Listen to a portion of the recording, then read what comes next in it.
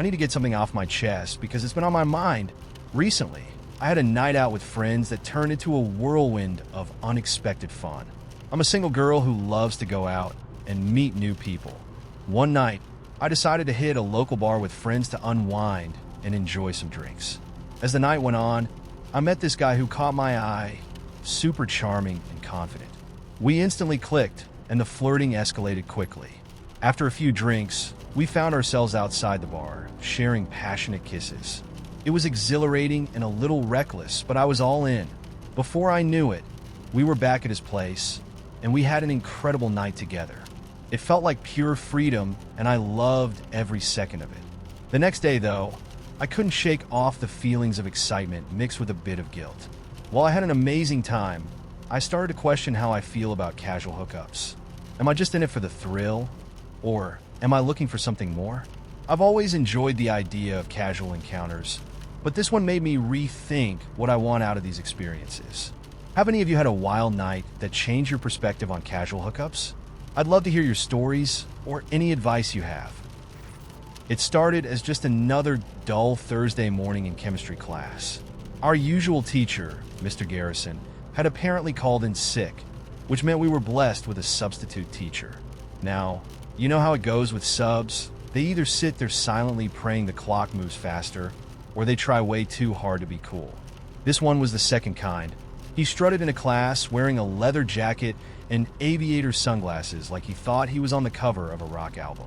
"Name's Mr. Daniels," he said, leaning on the desk. "But you can call me Dan. I don't care much for rules. I care about vibes." We knew right then and there this was going to be one of those days. The kind of day where everything goes off the rails and nobody can do a thing about it. Jake, sitting in the back row, immediately smelled an opportunity. You could practically see the gears turning in his brain. Dan plopped into Mr. Garrison's chair, kicked his feet up on the desk, and said, "So, what do you guys usually do in here?" "Well, normally we make chemical reactions," Jake piped up, sounding way too enthusiastic. "But Mr. Garrison's been holding us back. I bet we could do something really cool if you let us." Dan grinned, clearly not realizing how much danger he was in. "I like your spirit, kid. Science is all about experimenting, right? Let's make it happen." The class erupted into cheers, and from that moment forward, we knew we had full control. Mr. Daniels, Dan was ours, and there was no way we were going to let a sub walk out of this classroom unscathed. Jake raised his hand. "Can we make a rocket?" "Done log it." "Why the hell not?" That was all the permission we needed. Jake already had half the materials in his backpack because, of course, he did. The man was like a walking disaster waiting to happen. He pulled out a 2-liter soda bottle, a roll of Mentos, some rubber tubing, and duct tape. Dan watched with genuine interest, as if this was some kind of science fair project instead of an imminent catastrophe. Now, the idea was simple. Tape the tubing to the soda bottle, add the Mentos, and create a chemical reaction so violent it would launch the bottle across the classroom like a NASA-grade rocket. I was already bracing for impact, knowing full well this was going to go horribly wrong. But Dan looked excited. The poor fool. Jake assembled the rocket with the precision of someone who'd done this before, and, in fact, he had. Last summer, he tried the same thing in his backyard, but it only managed to shoot into his neighbor's pool. "This one's going to be even better," Jake whispered. "I can feel it." The bottle was ready. The whole class held their breath as Jake leaned in and whispered, "All right, Dan, you want to do the honors?" Dan grinned, popped the Mentos into the soda, and flipped the bottle upside down. For about 2 glorious seconds, nothing happened, and then all hell broke loose. The bottle shot across the classroom with a deafening hiss, spraying soda everywhere like a busted fire hydrant. It slammed into the whiteboard at Mach speed, ricocheted off a desk, and exploded midair. Half the class screamed. A kid in the front row took a direct hit to the face and was instantly drenched in sticky, brown liquid. Dan just stood there, stunned, his sunglasses now dripping with soda. We thought that would be the climax of the day, but no. Jake, still riding the high of success, decided we needed to keep going. What if we set off the fire alarm, just to see what would happen? At this point, Dan should have regained some sense of control. He should have shut it all down, but he just shrugged and said, "I mean, you gotta learn how these things work, right?" Jake didn't need to be told twice. He grabbed a roll of duct tape, wrapped it around a lighter, and marched straight to the fire alarm. Before anyone could stop him, not that anyone tried, he flicked the lighter on and held it under the sensor.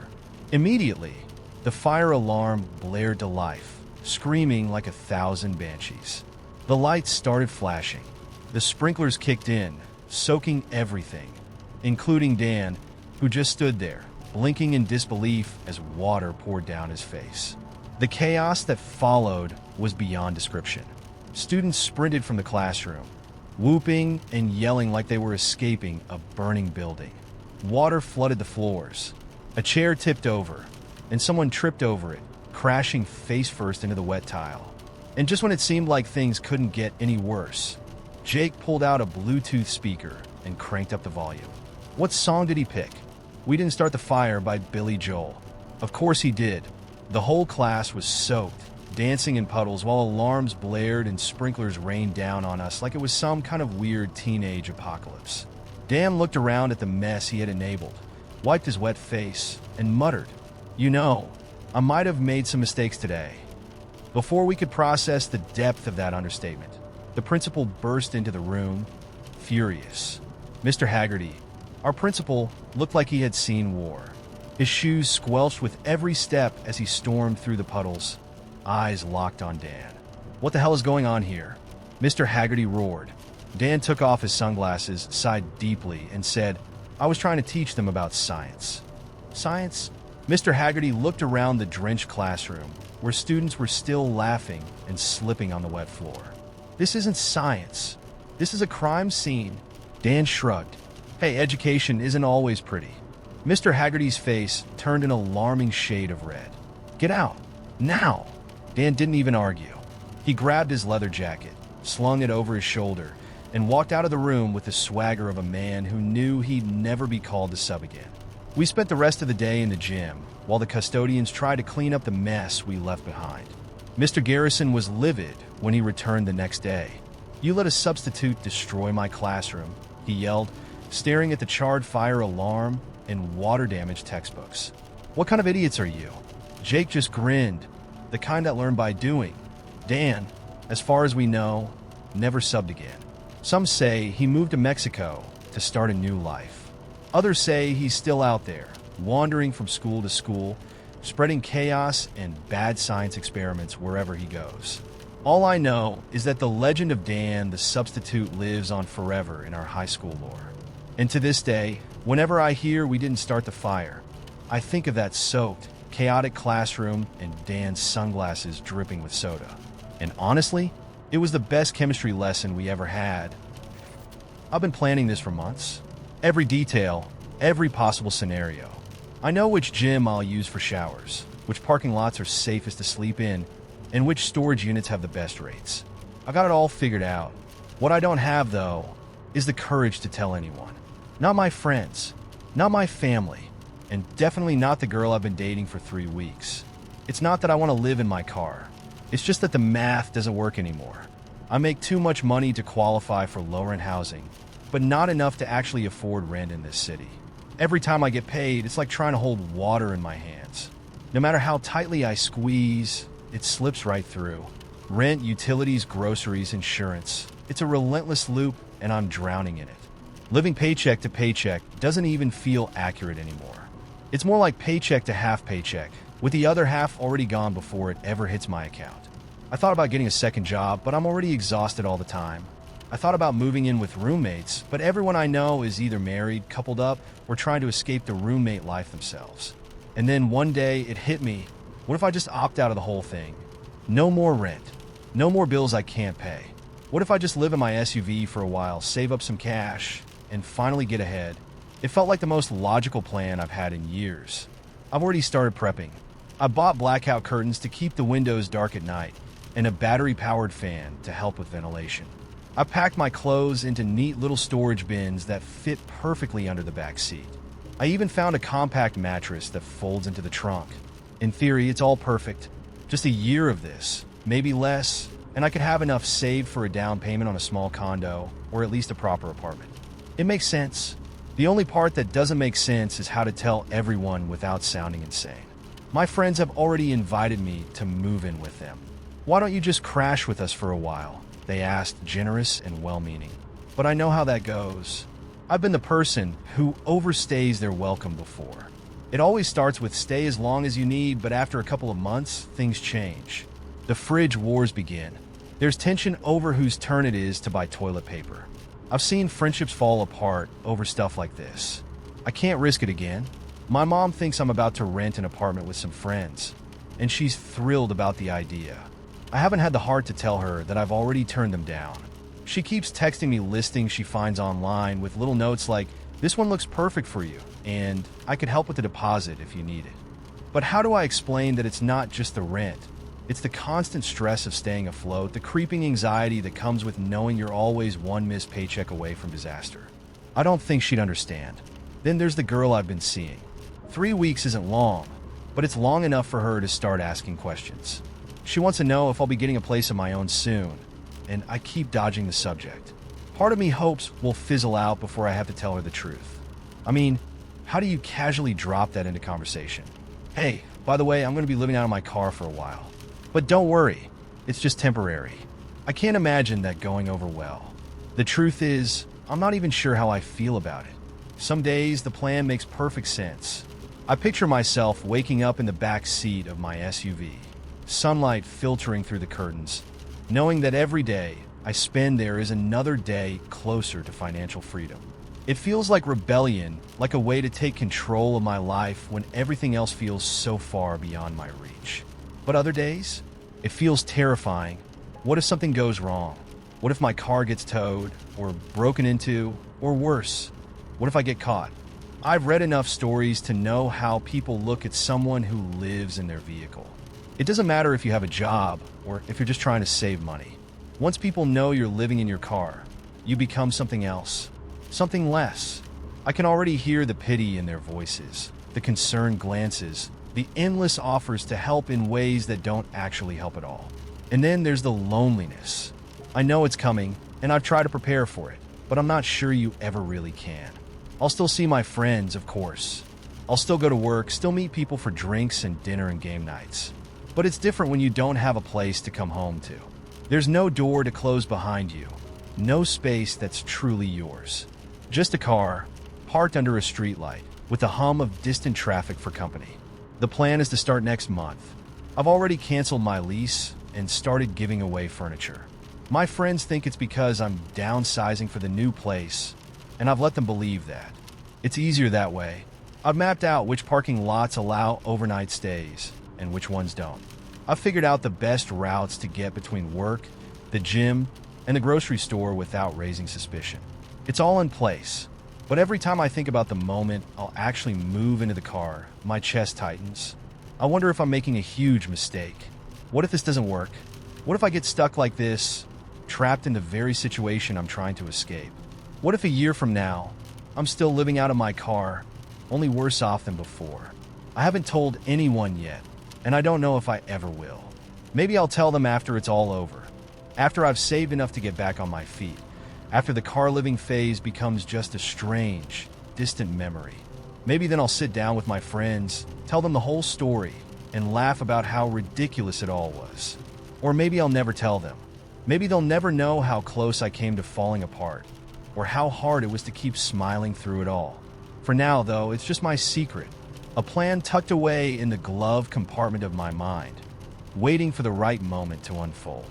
I tell myself it's temporary, that it's just a stepping stone on the way to something better. And I hope I'm right, because if I'm not sure what I'll do next. For the past year, I've been secretly fixing all the stuff my boyfriend tries and fails to repair around the house. He thinks he's a DIY genius. He's not, but somehow, I've managed to keep up this illusion by quietly undoing his improvements before they can cause any serious damage. It all started with a broken sink faucet. A plumber would have charged us $150 to fix it, but my boyfriend insisted that he could handle it. YouTube tutorials, he said confidently, are basically a free degree. I didn't want to crush his enthusiasm, so I smiled and said, "Sure, babe, go for it." What followed was 2 hours of banging noises, muttered curses, and tools being thrown around like he was performing amateur surgery. When I peeked into the bathroom, I found him standing triumphantly over a faucet that was not only still leaking, but now leaking faster. "It just needs time to settle," he said, wiping his hands like he'd just conquered Everest. I waited until he fell asleep and called my dad, who walked me through the repair over FaceTime.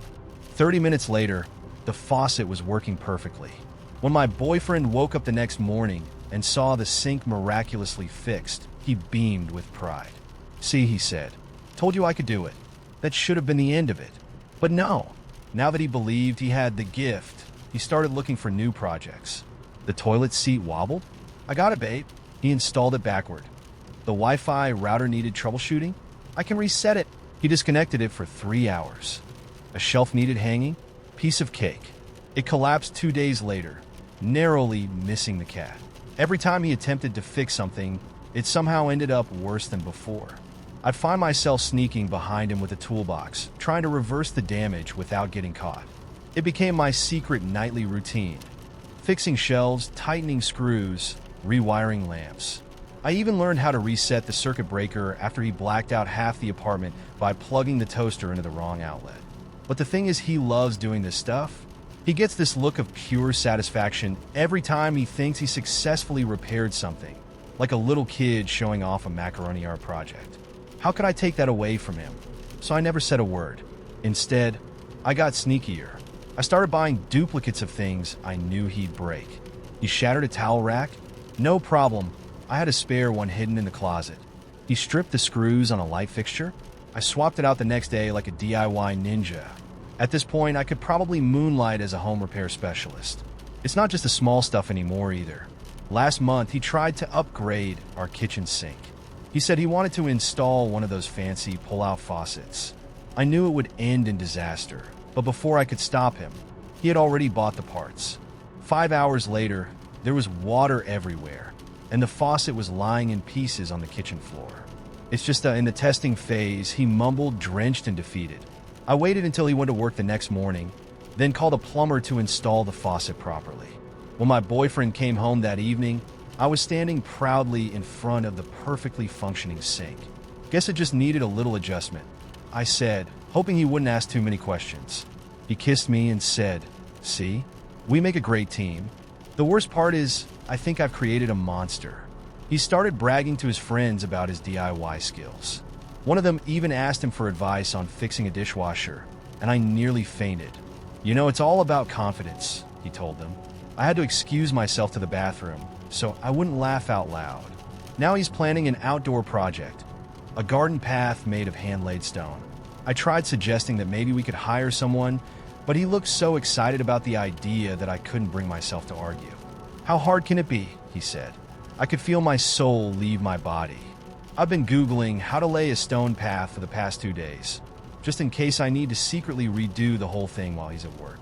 I'm fully prepared to spend an entire weekend hauling stones and mixing cement if it means saving our yard from looking like an archaeological dig site.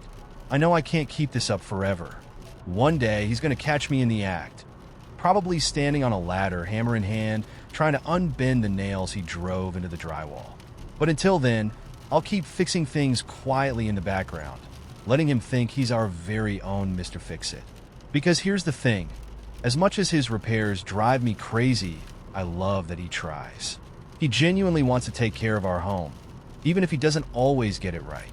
And honestly, watching him proudly inspect his crooked shelves and misaligned towel racks is kind of adorable. Maybe someday I'll tell him the truth. Or maybe I'll just keep being the unsung hero of our household, a shadowy figure in the world of home improvement, silently saving us from disaster, one project at a time. After all, every great DIYer needs a backup plan. And in our case, that backup plan is me. I really thought that night was going to be harmless fun. My friend Ethan asked if I wanted a double date with him and his new girlfriend. "It'll be a chill night," he said. "She's bringing her cousin for you. You guys will hit it off." I was newly single, bored, and figured, why not? At worst, the date would suck, and I'd never see her again. We met at this little bar with pool tables, cheap beer, and neon lights that gave everyone a strange bluish glow. Ethan's girlfriend, Amber, was bubbly and loud, The kind of girl who fills every silence with questions and giggles. Her cousin Rachel was quieter but cute enough that I wasn't complaining. We ordered drinks, played a little pool, and it seemed like everything was going smoothly. Ethan and Amber were already acting like an old couple, stealing kisses and whispering in each other's ears. Rachel and I weren't quite at that level, but we were getting along well. Around midnight, Ethan leaned over and said, "Let's head back to Amber's place. We got wine and snacks. It'll be more chill there." Rachel smiled at me and shrugged. "If you're cool with it," she said. I was definitely cool with it. Things were going well enough that I figured maybe the night wouldn't end with me watching Netflix alone. So we piled into Ethan's car and headed over to Amber's apartment. When we got there, Ethan and Amber disappeared into the kitchen to grab the wine, leaving Rachel and me on the couch. It was cozy, dimly lit by a single lamp in the corner, and there was this unspoken sense that the night could go somewhere interesting. I leaned back, feeling relaxed for the first time all night. Rachel tucked her legs under her and gave me this soft smile, like she was genuinely happy to be there. And then the door opened. "Mom, what are you doing here?" Amber's voice carried from the kitchen, sharp and surprised. "Don't mom me. It's my apartment too." I sat up straighter. Rachel shot me a look, half amused, half curious, like she was waiting to see how this little drama would play out. A moment later, Amber's mom came around the corner, and my stomach dropped. It was her. I hadn't seen Sarah in 2 years. Not since the summer I was 21, working at a bookstore to save up for school. She was one of the regulars, always breezing in with oversized sunglasses and coffee in hand, asking me for book recommendations she never actually bought. She was older, gorgeous in a way that felt effortless, and flirted with me like it was just a game. One day, that game ended with us in her car, parked behind the bookstore, making out like teenagers with nowhere to be. It escalated from there. A few steamy hookups followed, always in places we shouldn't have been. Hotel rooms, parking lots, once even at her friend's house while the friend was upstairs asleep. It was wild, reckless, and doomed from the start. I knew she had a complicated personal life, recently divorced, trying to find herself, and I wasn't trying to get involved beyond the physical. The last time we hooked up, she told me she was done, said it was fun, but she needed to focus on her family. I figured that was the end of it. Until now, Amber's mom, Sarah, froze in the doorway when she saw me. For a moment, it felt like the entire room held its breath. I tried to play it cool, giving her the most casual hey I could muster, but her expression shifted from shock to something unreadable. Amber frowned, glancing between us. "Wait, do you two know each other?" Sarah recovered quickly, flashing a tight smile. "Oh, I think I've seen him around town. Small world, huh?" I nodded, trying not to look like someone who'd had their tongue down her throat 2 years ago. "Yeah, small world." Rachel leaned in and whispered, "What's going on?" I shook my head. "I have no idea." I lied. Sarah gave me one last look, somewhere between amusement and warning, before turning on her heel and disappearing into the other room. I could feel the tension crackling in the air. I knew deep down that this night was about to get really complicated. We tried to carry on like nothing was weird. Ethan poured the wine, Amber put on some music, and Rachel and I did our best to pick up where we left off on the couch. But the vibe had shifted, and every time I glanced toward the hallway, I half expected Sarah to come back and blow the whole situation wide open. About half an hour later, Ethan and Amber were deep in their own world, cuddling on the other end of the couch. Rachel scooted closer to me, her hand brushing against mine. "You're cute," she whispered, her breath warm against my ear. I should have been enjoying the moment, but all I could think about was Sarah. Was she still here? What if she said something? What if Rachel found out that 2 years ago her cousin's mom and I had, well, yeah. Rachel must have sensed my hesitation. "You okay?" she asked, tilting her head. "Yeah," I mumbled. "Just long night." She smiled, leaning in like she was about to kiss me, and that's when Sarah reappeared. "Amber," she said sweetly, "can I talk to you for a second?" In private. Amber rolled her eyes but got up, following her mom into the hallway. I could hear them whispering, but I couldn't make out what they were saying. Every nerve in my body was screaming that I needed to leave.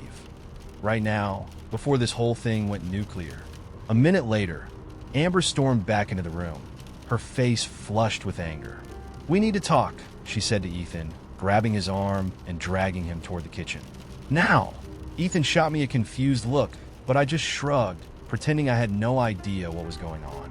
Rachel shifted uncomfortably beside me, clearly sensing the awkward tension. Then Sarah came back. She stood in the doorway, arms crossed, looking directly at me. There was no anger in her eyes, just a kind of quiet amusement, like she was enjoying watching me squirm. "I didn't expect to see you here," she said softly, her lips curling into a knowing smile. Rachel looked between us, her brow furrowing. "Wait, how do you two know each other?" I opened my mouth to answer, but no words came out. Sarah smiled wider. "Oh, we go way back." And just like that, the night imploded. Rachel's face twisted in confusion, then slowly shifted to horror as realization set in. "Are you serious?" I tried to explain, tried to say something, but it was too late. Rachel shot up from the couch, her expression a mix of betrayal and disgust. "You're unbelievable," she hissed, storming out of the room. Sarah just stood there, watching the chaos unfold with a grin that told me she was thoroughly entertained by the whole thing. I couldn't believe it. She'd wanted this to happen. Ethan came back into the room just in time to see Rachel grab her coat and leave. "What the hell is going on?" he demanded. I looked at him, then at Sarah, and realized there was no way to salvage the night. "I'll explain later," I muttered, getting up and heading for the door. As I left, I heard Sarah chuckle behind me. "Small world, huh?" she whispered. "Yeah, way too small." When I was 11, I moved into a new house with my mom. It wasn't a fresh start exactly, more like a reset after my parents split. The house was old, creaky floors, weird smells, and rooms that never quite warmed up no matter how high the thermostat was cranked. But the strangest thing about the house was the mirror in my bedroom. It was tall and old, with an antique brass frame that looked like it had been scavenged from some Victorian estate. The previous owners had left it behind, propped up in the corner, facing my bed. Mom said we could get rid of it if I wanted, but for some reason I said no. It made me feel like I had someone there, watching over me. At first it was comforting. The first night in the new house, I slept restlessly. The kind of sleep where you keep slipping in and out of dreams without knowing where one ends and the other begins. I remember waking up at some point, the room bathed in the blue-gray light of the moon. My eyes drifted to the mirror, and for a split second, I saw myself reflected back. Only I wasn't asleep. My reflection was sitting up, looking right at me. I jolted upright in bed, my heart pounding so hard it made my head swim. But when I looked again, everything was normal. The mirror showed exactly what it was supposed to. Me, lying in bed, blankets bunched up around me. I told myself I had dreamed it. Maybe it was just leftover anxiety from the move. It was an old mirror, probably warped or cracked in places.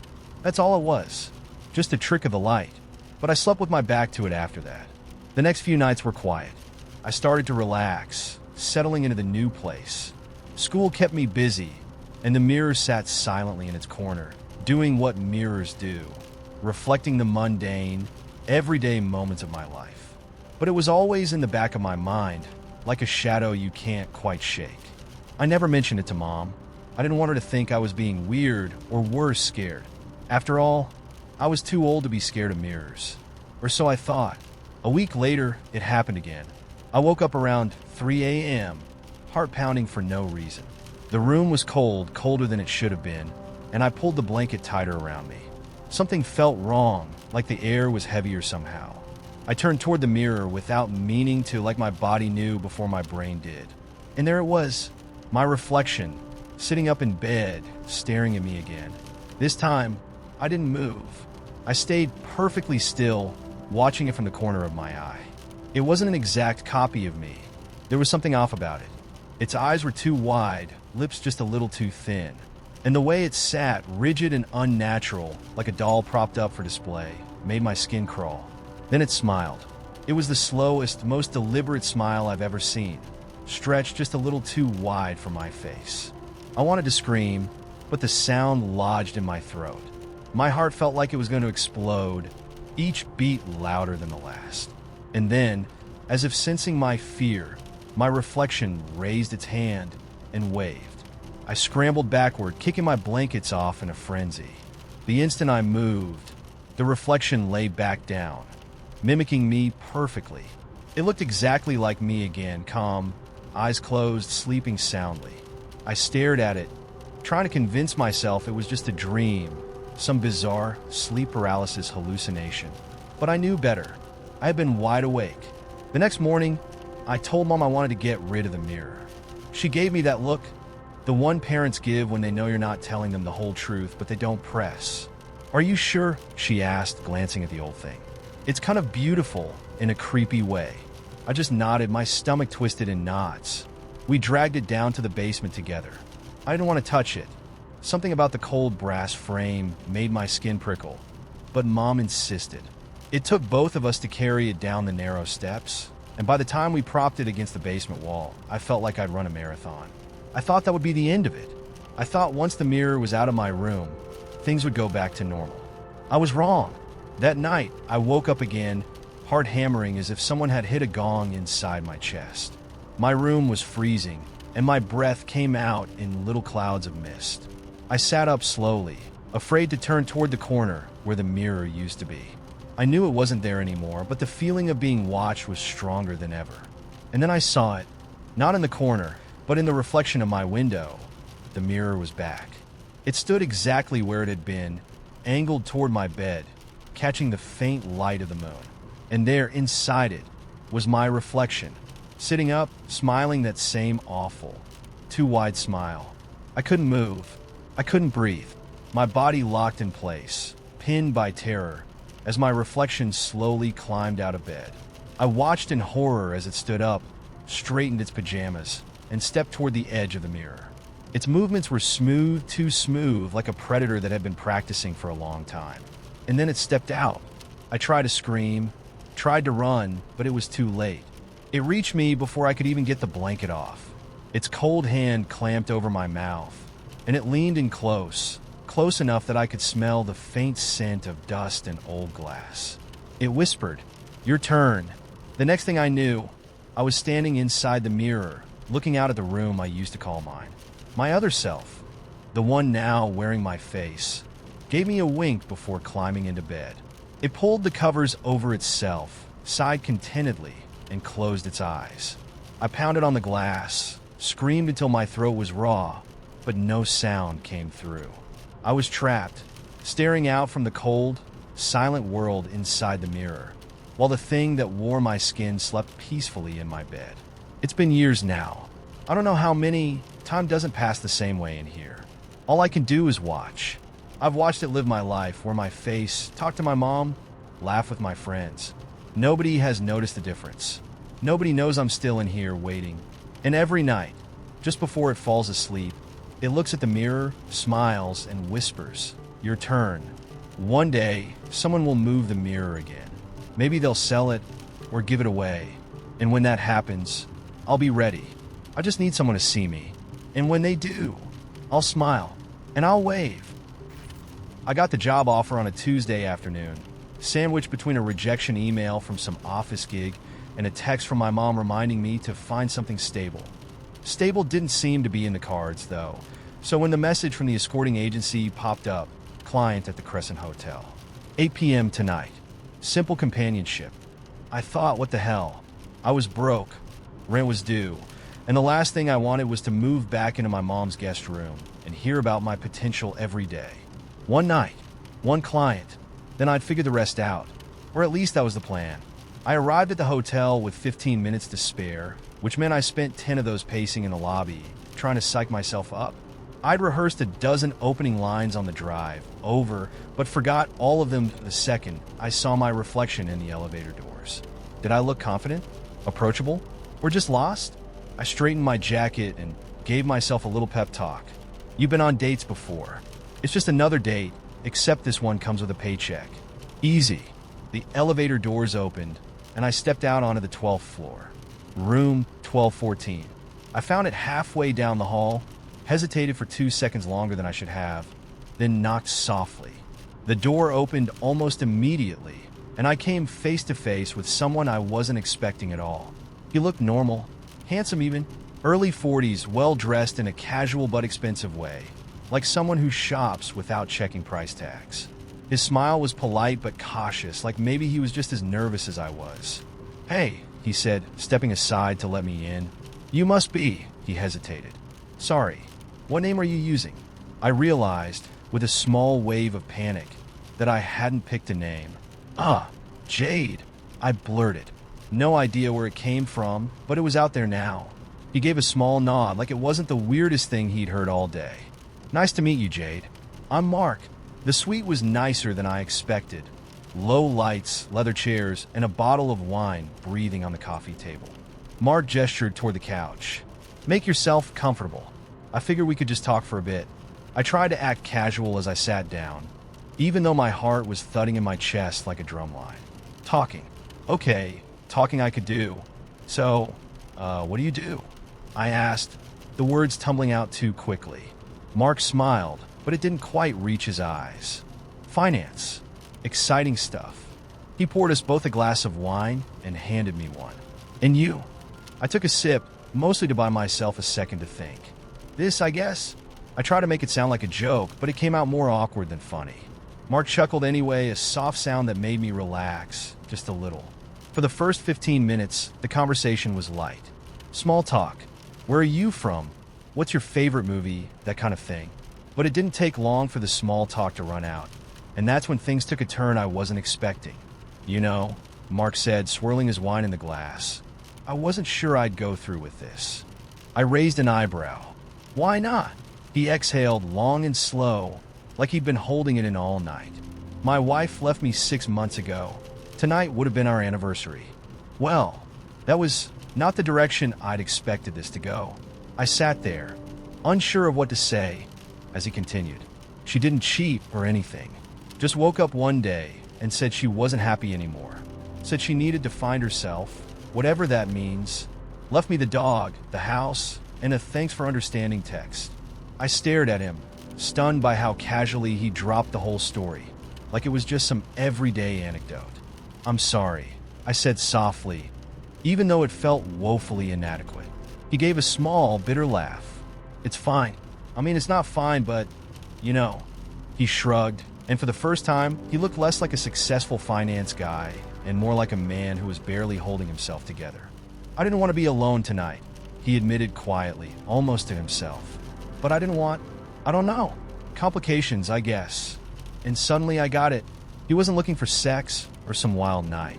He was looking for company, for someone to sit with him, talk to him, make the silence a little less crushing. So that's what I did. We talked for hours about everything and nothing. He told me about the dog, an ancient golden retriever named Max who was too old to climb the stairs anymore.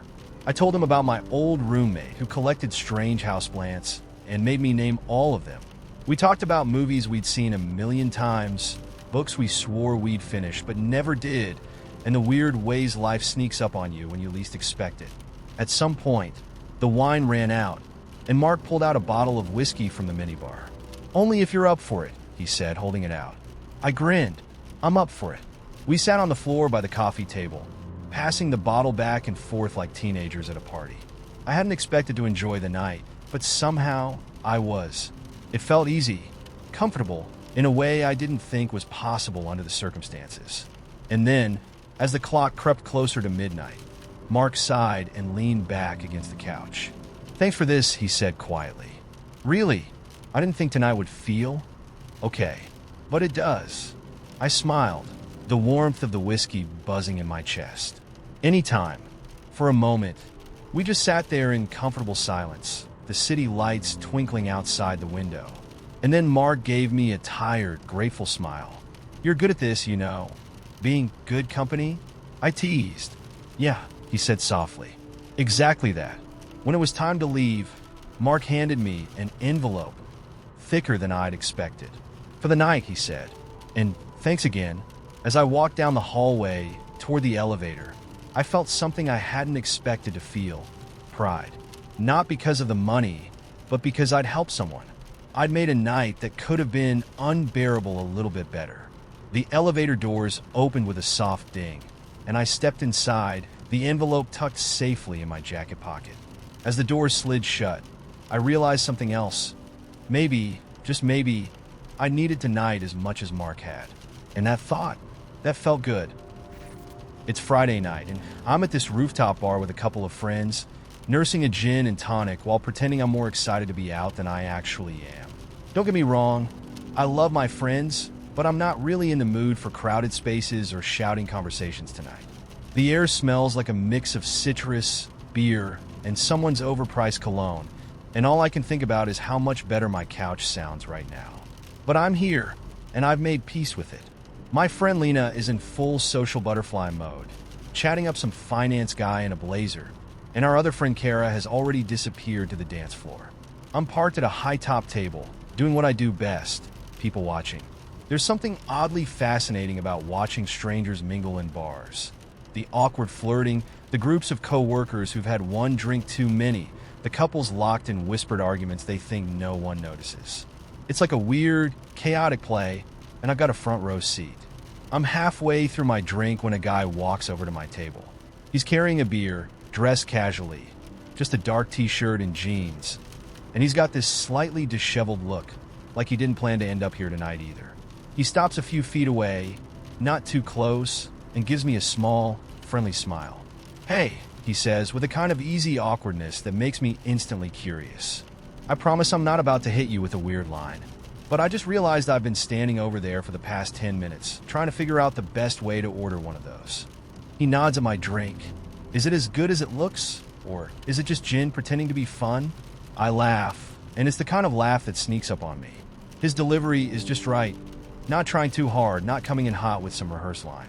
It's more like he stumbled into the conversation, and I can't help but find it charming. "It's decent," I say, holding up the glass. "Better than the beer options, at least." He grins, shifting his weight like he's trying not to look too eager. "Sold. I think I'll give it a shot. Thanks for the expert recommendation." He gives a little salute with his beer and turns toward the bar. And for a moment, I think that's it, just a brief, random interaction. But as he takes a step away, he glances back over his shoulder with an easy smile. Unless, of course, you'd rather keep me around to discuss the finer points of mediocre gin. Okay, I'll admit it. He's smooth, but in a way that feels genuine. Like he's making it up as he goes along, rather than trying to charm his way into anything. And that, right there, makes all the difference. I tilt my head, pretending to think it over. "Well, you've already made me laugh once, so that's something. What's your name?" "Ben," he says, and he doesn't do that thing where guys say their name like it's supposed to impress you. Just a simple, friendly introduction, as if it's entirely up to me whether or not I want to continue the conversation. "Jess," I reply, offering a small smile. "And I have to warn you, Ben, I take my mediocre gin discussions very seriously." He chuckles, pulling out the stool across from me, but waiting a beat before sitting down, like he's giving me the chance to say no if I want to. I like that. It's subtle, but it tells me a lot. No pressure. No entitlement. Just a guy who's here for a conversation, not a mission. He settles into the chair, resting his arms on the table without taking up too much space. "All right, Jess. First topic of debate. Are gin and tonics really a drink choice, or just a cry for help disguised as sophistication?" I laugh again, and just like that, the conversation flows. We talk about everything and nothing. The weird psychology of drink choices, the strange etiquette of rooftop bars, and how people always seem to flock to the one area with the worst view. He tells me about the time he got stuck in a conversation about cryptocurrency with a stranger at a party, and I share my own horror story about getting trapped by a self-proclaimed life coach who tried to sell me essential oils. What's refreshing is how easy it feels. He's funny without being obnoxious, confident without trying to dominate the conversation. And most importantly, he listens. Like, really listens. Not just waiting for his turn to talk, but actually engaging with what I'm saying. It's such a rare thing that I almost forget we just met. At one point, Lena swings by our table, giving me a knowing look that says, "Oh, who's this?" without actually saying it. I shoot her a quick glare that I hope translates to "Please don't be weird right now." She smirks, winks at me, and disappears back into the crowd. Ben catches the exchange and raises an eyebrow. "Friend approval? Something like that," I say, shaking my head. She's harmless. Mostly. He smiles, leaning back in his chair. Good to know. I'd hate to fail the friend test this early. We keep chatting, and time slips by without me even noticing. It's one of those rare conversations where you don't feel the need to check your phone or look around the room for an escape route. Eventually, the subject drifts to music, and we end up debating the merits of guilty pleasure playlists. So, he asks, eyes twinkling with mischief, what's the one song you'd be embarrassed to admit you love? Oh no, I say, shaking my head. We just met.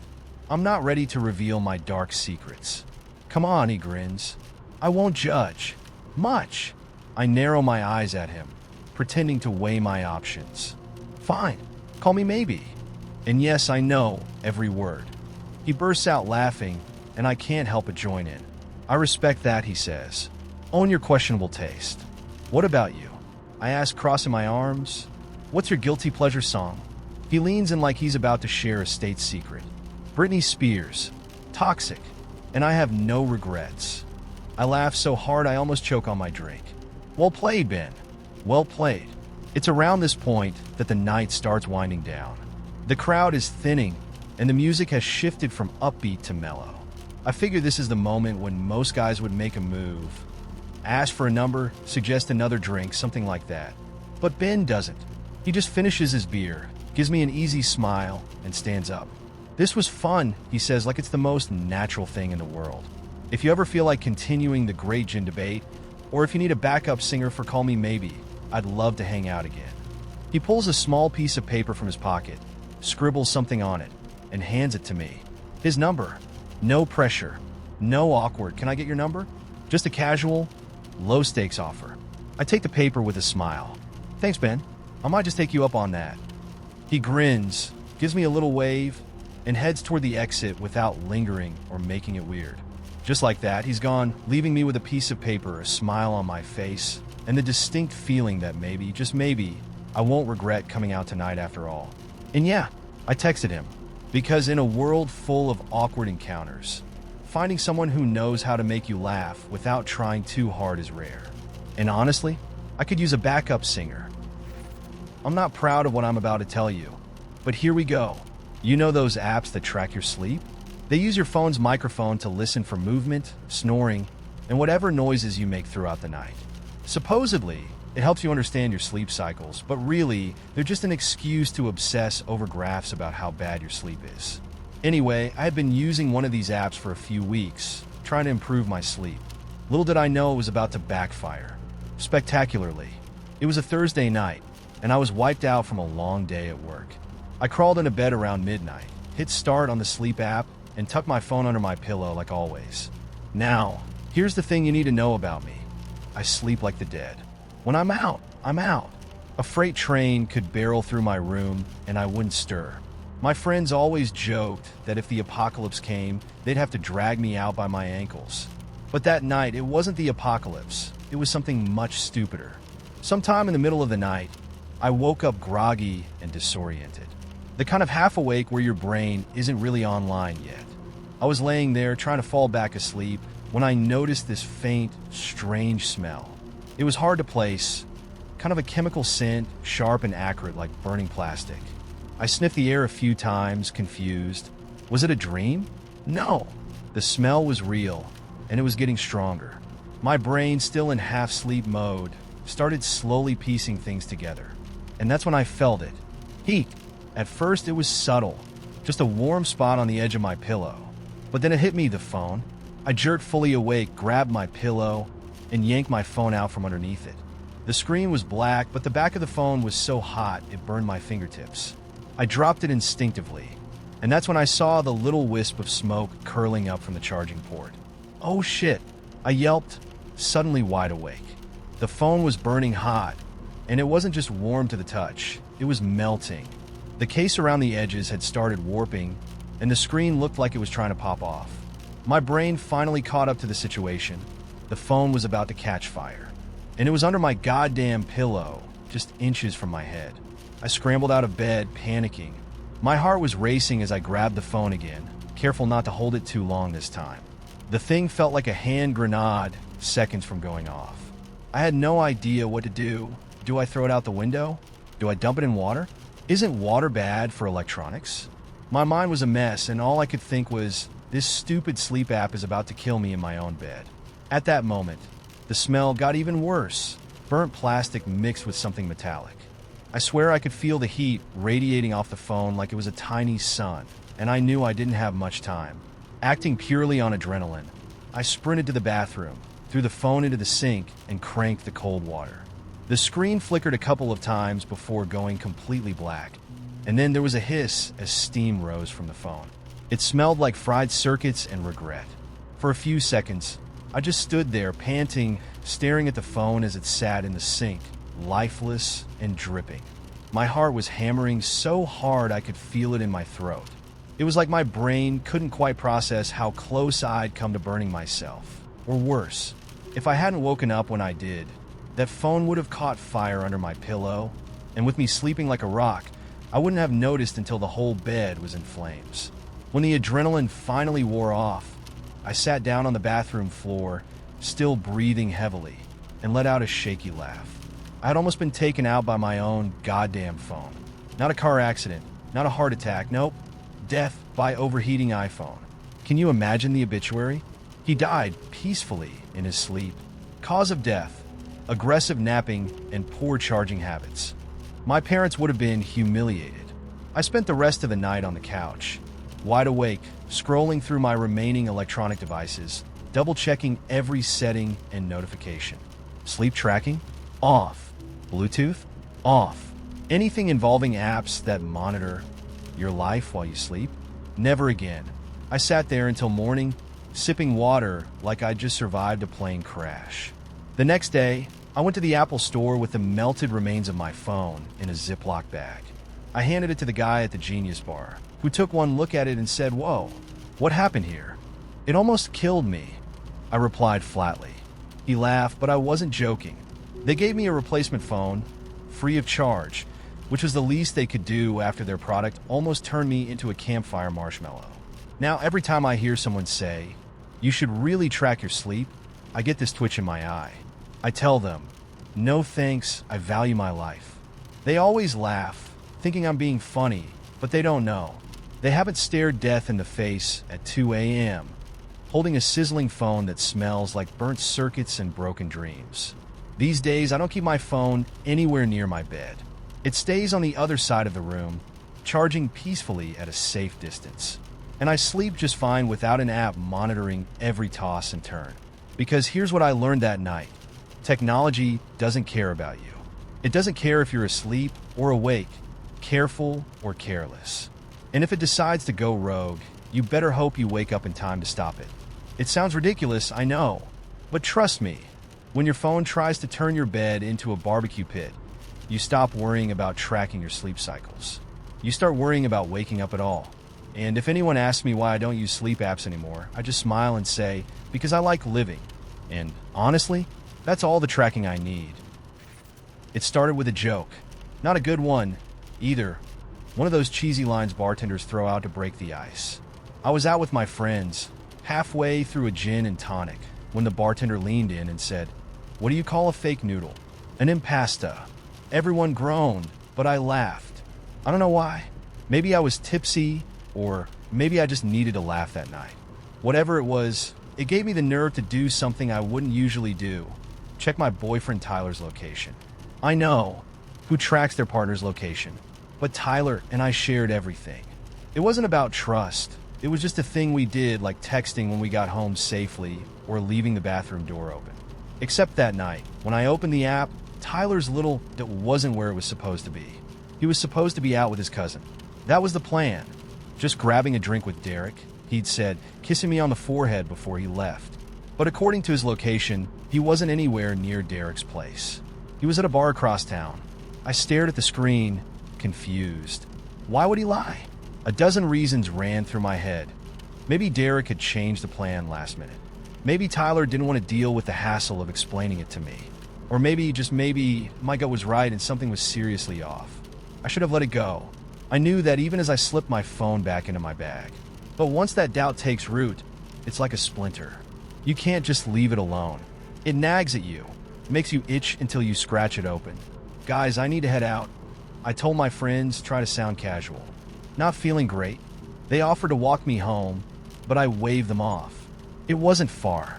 I told myself I was being ridiculous, that Tyler would have a perfectly logical explanation.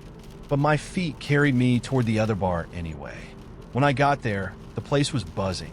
It was one of those trendy cocktail bars, dimly lit with overpriced drinks and a crowd that looked like they were all auditioning for a music video. I scanned the room, my heart pounding, and that's when I saw him. Tyler was sitting at the bar laughing. Not with Derek, though. With a woman. She was beautiful. One of those effortlessly cool types. All sleek black hair and perfect eyeliner. She leaned in close to Tyler, her hand resting lightly on his arm, and he didn't pull away. In fact, he smiled. The same smile he used to give me when we first started dating, before life became a routine of groceries and laundry and shared Netflix accounts. I stood frozen in the doorway, trying to make sense of what I was seeing. Maybe it wasn't what it looked like. Maybe this was Derek's friend, and they just bumped into each other. Or maybe I was being naive, and this was exactly what it looked like, the start of something that would destroy everything I thought we had. I thought about walking away, pretending I hadn't seen him. But then she laughed, this bright, flirtatious laugh, and Tyler leaned in closer, whispering something in her ear. That's when it hit me. I wasn't just an afterthought tonight. I was invisible. Something in me snapped. I marched across the room, my heart hammering in my chest. Tyler didn't notice me at first. He was too busy gazing at her like she was the most interesting thing in the world. "Hey, Ty," I said, my voice sharp enough to cut glass. His head whipped around, and the color drained from his face. "Ash, what are you doing here?" "Funny," I said, crossing my arms. "I was about to ask you the same thing." The woman gave me a once-over, her smile slipping into something more cautious. I'll leave you two to talk," she said, grabbing her purse. She slipped off her bar stool without another word, vanishing into the crowd. I waited until she was gone before turning back to Tyler. "Who was that?" "No one," he said quickly. Too quickly. "Just a friend." "Funny," I repeated. "Didn't look like just a friend. Looked like you were having a pretty good time." He ran a hand through his hair, a gesture I'd seen 1,000 times. It was his tell. He always did it when he was caught in a lie. "I swear, Ash, it's not what you think. I ran into her by accident. I didn't mean for it to look like that." I stared at him, trying to figure out if I believed him. But the thing about trust is, once it cracks, it's almost impossible to piece it back together. And right then, I didn't see the man I loved. I saw a stranger who'd lied to me, who had chosen to sit in that bar with her instead of being honest. "How long?" I asked quietly. He blinked, confused. "How long what?" "You know exactly what I mean, Tyler. How long has this been going on?" He opened his mouth to deny it, but the truth was already written all over his face. And in that moment, I realized something. I didn't need to hear his excuses. I didn't need an apology. The damage was done, and no amount of sweet words or half-truths would change that. "Forget it," I said, turning on my heel. "Ash, wait." He grabbed my arm, panic flashing in his eyes. "Please, just let me explain. It didn't mean anything. I didn't cheat." I yanked my arm free, swallowing the lump in my throat. "You didn't have to sleep with her to betray me, Tyler. You already did that the second you chose to lie." His face crumpled, but I didn't stick around to see what came next. I walked out of that bar, each step heavier than the last, until the cool night air hit me like a slap. I stood on the sidewalk for a moment, breathing in the silence, trying to make sense of what had just happened. Part of me wanted to scream, to cry, to throw my phone at a wall and demand an answer for why he'd done this. But the truth was, it didn't matter. I knew all I needed to know. I deserved better. That night, I went home alone. I blocked his number, deleted his photos, and packed away the little pieces of our life together. It wasn't easy. For weeks, I felt like I was walking around with a hole in my chest, the weight of his betrayal pressing down on me. But with time, the hurt began to fade. One day, I saw him again, by accident this time. He was standing on the other side of the street, hand in hand with someone new. She looked happy. He did too. And for the first time since that night, I felt nothing. Not anger, not sadness. Just peace. Because sometimes the hardest thing to realize is that people aren't always who you want them to be. And sometimes the best thing you can do is let them go. And that's exactly what I did. A few years ago, I went on a solo road trip across a few states. I'd just gone through a bad breakup, and I needed to clear my head, be alone for a while, and figure out what the hell I was doing with my life. I didn't have a strict plan, just a map, a couple of bags, and a promise to myself to drive wherever the road took me. It was freeing at first. Just me, the open highway, and no one to answer to. After a long day of driving through endless stretches of farmland and highways, I ended up in this small, off-the-grid town somewhere in the middle of nowhere. It wasn't marked on my map, and my phone had lost signal miles back. By the time the sun dipped below the horizon, I knew I needed to stop for the night. Luckily, I found a little roadside motel on the edge of town. It was one of those old, worn-down places with neon signs that buzzed and flickered. It looked tired, like it had been forgotten by time, but it was cheap, and I was exhausted, so I didn't think twice. The guy at the front desk gave me a room key without much conversation. His expression was strange, too neutral, almost blank. He stared at me a moment too long, like he wasn't sure if I was real, and finally handed me the key. Room 308. I took it, thanked him, and dragged myself upstairs to crash for the night. The hallway was dimly lit, the walls yellowed with age, and the faint smell of mildew clung to the air. When I unlocked the door to my room, something about the place felt wrong. It wasn't dirty or creepy in the way you'd expect from a cheap motel. The furniture was neat, the bed made, the TV remote sitting on the nightstand. But it felt too perfect, too untouched, as if no one had stayed in that room for a long, long time. The air was stale, heavy, like it had been trapped there for years. I figured I was just tired and being paranoid. I tossed my bag on the chair and collapsed onto the bed, staring up at the ceiling, listening to the hum of the old air conditioner. After a while, the hum became soothing, and I started to drift off. That's when I heard it, a faint knock at the door. It wasn't loud, just 3 soft knocks, barely audible over the hum of the air conditioner. I froze for a moment, my heart racing. Who the hell would be knocking at this hour? I sat up and waited, hoping whoever it was would go away. The knock came again. I hesitated, then got out of bed and crept toward the door. My heart pounded in my ears as I pressed my eye to the peephole, expecting to see the front desk guy or maybe another guest who'd mistaken the room for theirs. But the hallway was empty. No one was there. I stood there for a long moment, staring through the peephole, trying to convince myself that I'd imagined the whole thing. Maybe it was a sound from outside, or the pipes rattling in the walls. I turned back toward the bed, but then, just as I started to relax, there was another knock. Louder this time, I spun back toward the door, my skin crawling.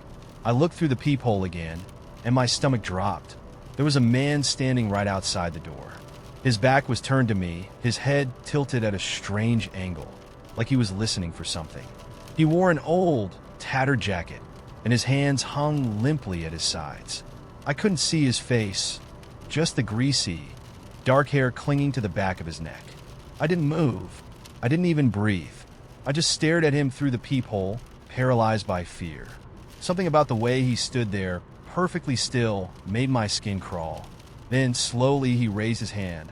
He pressed his palm flat against the door, right over the peephole, blocking my view. My heart felt like it was going to explode out of my chest. I stumbled back from the door, my breath coming in shallow gasps. For a few long moments, there was only silence. Then the doorknob began to turn. I watched in horror as it twisted slowly, rattling against the lock. He was trying to get in.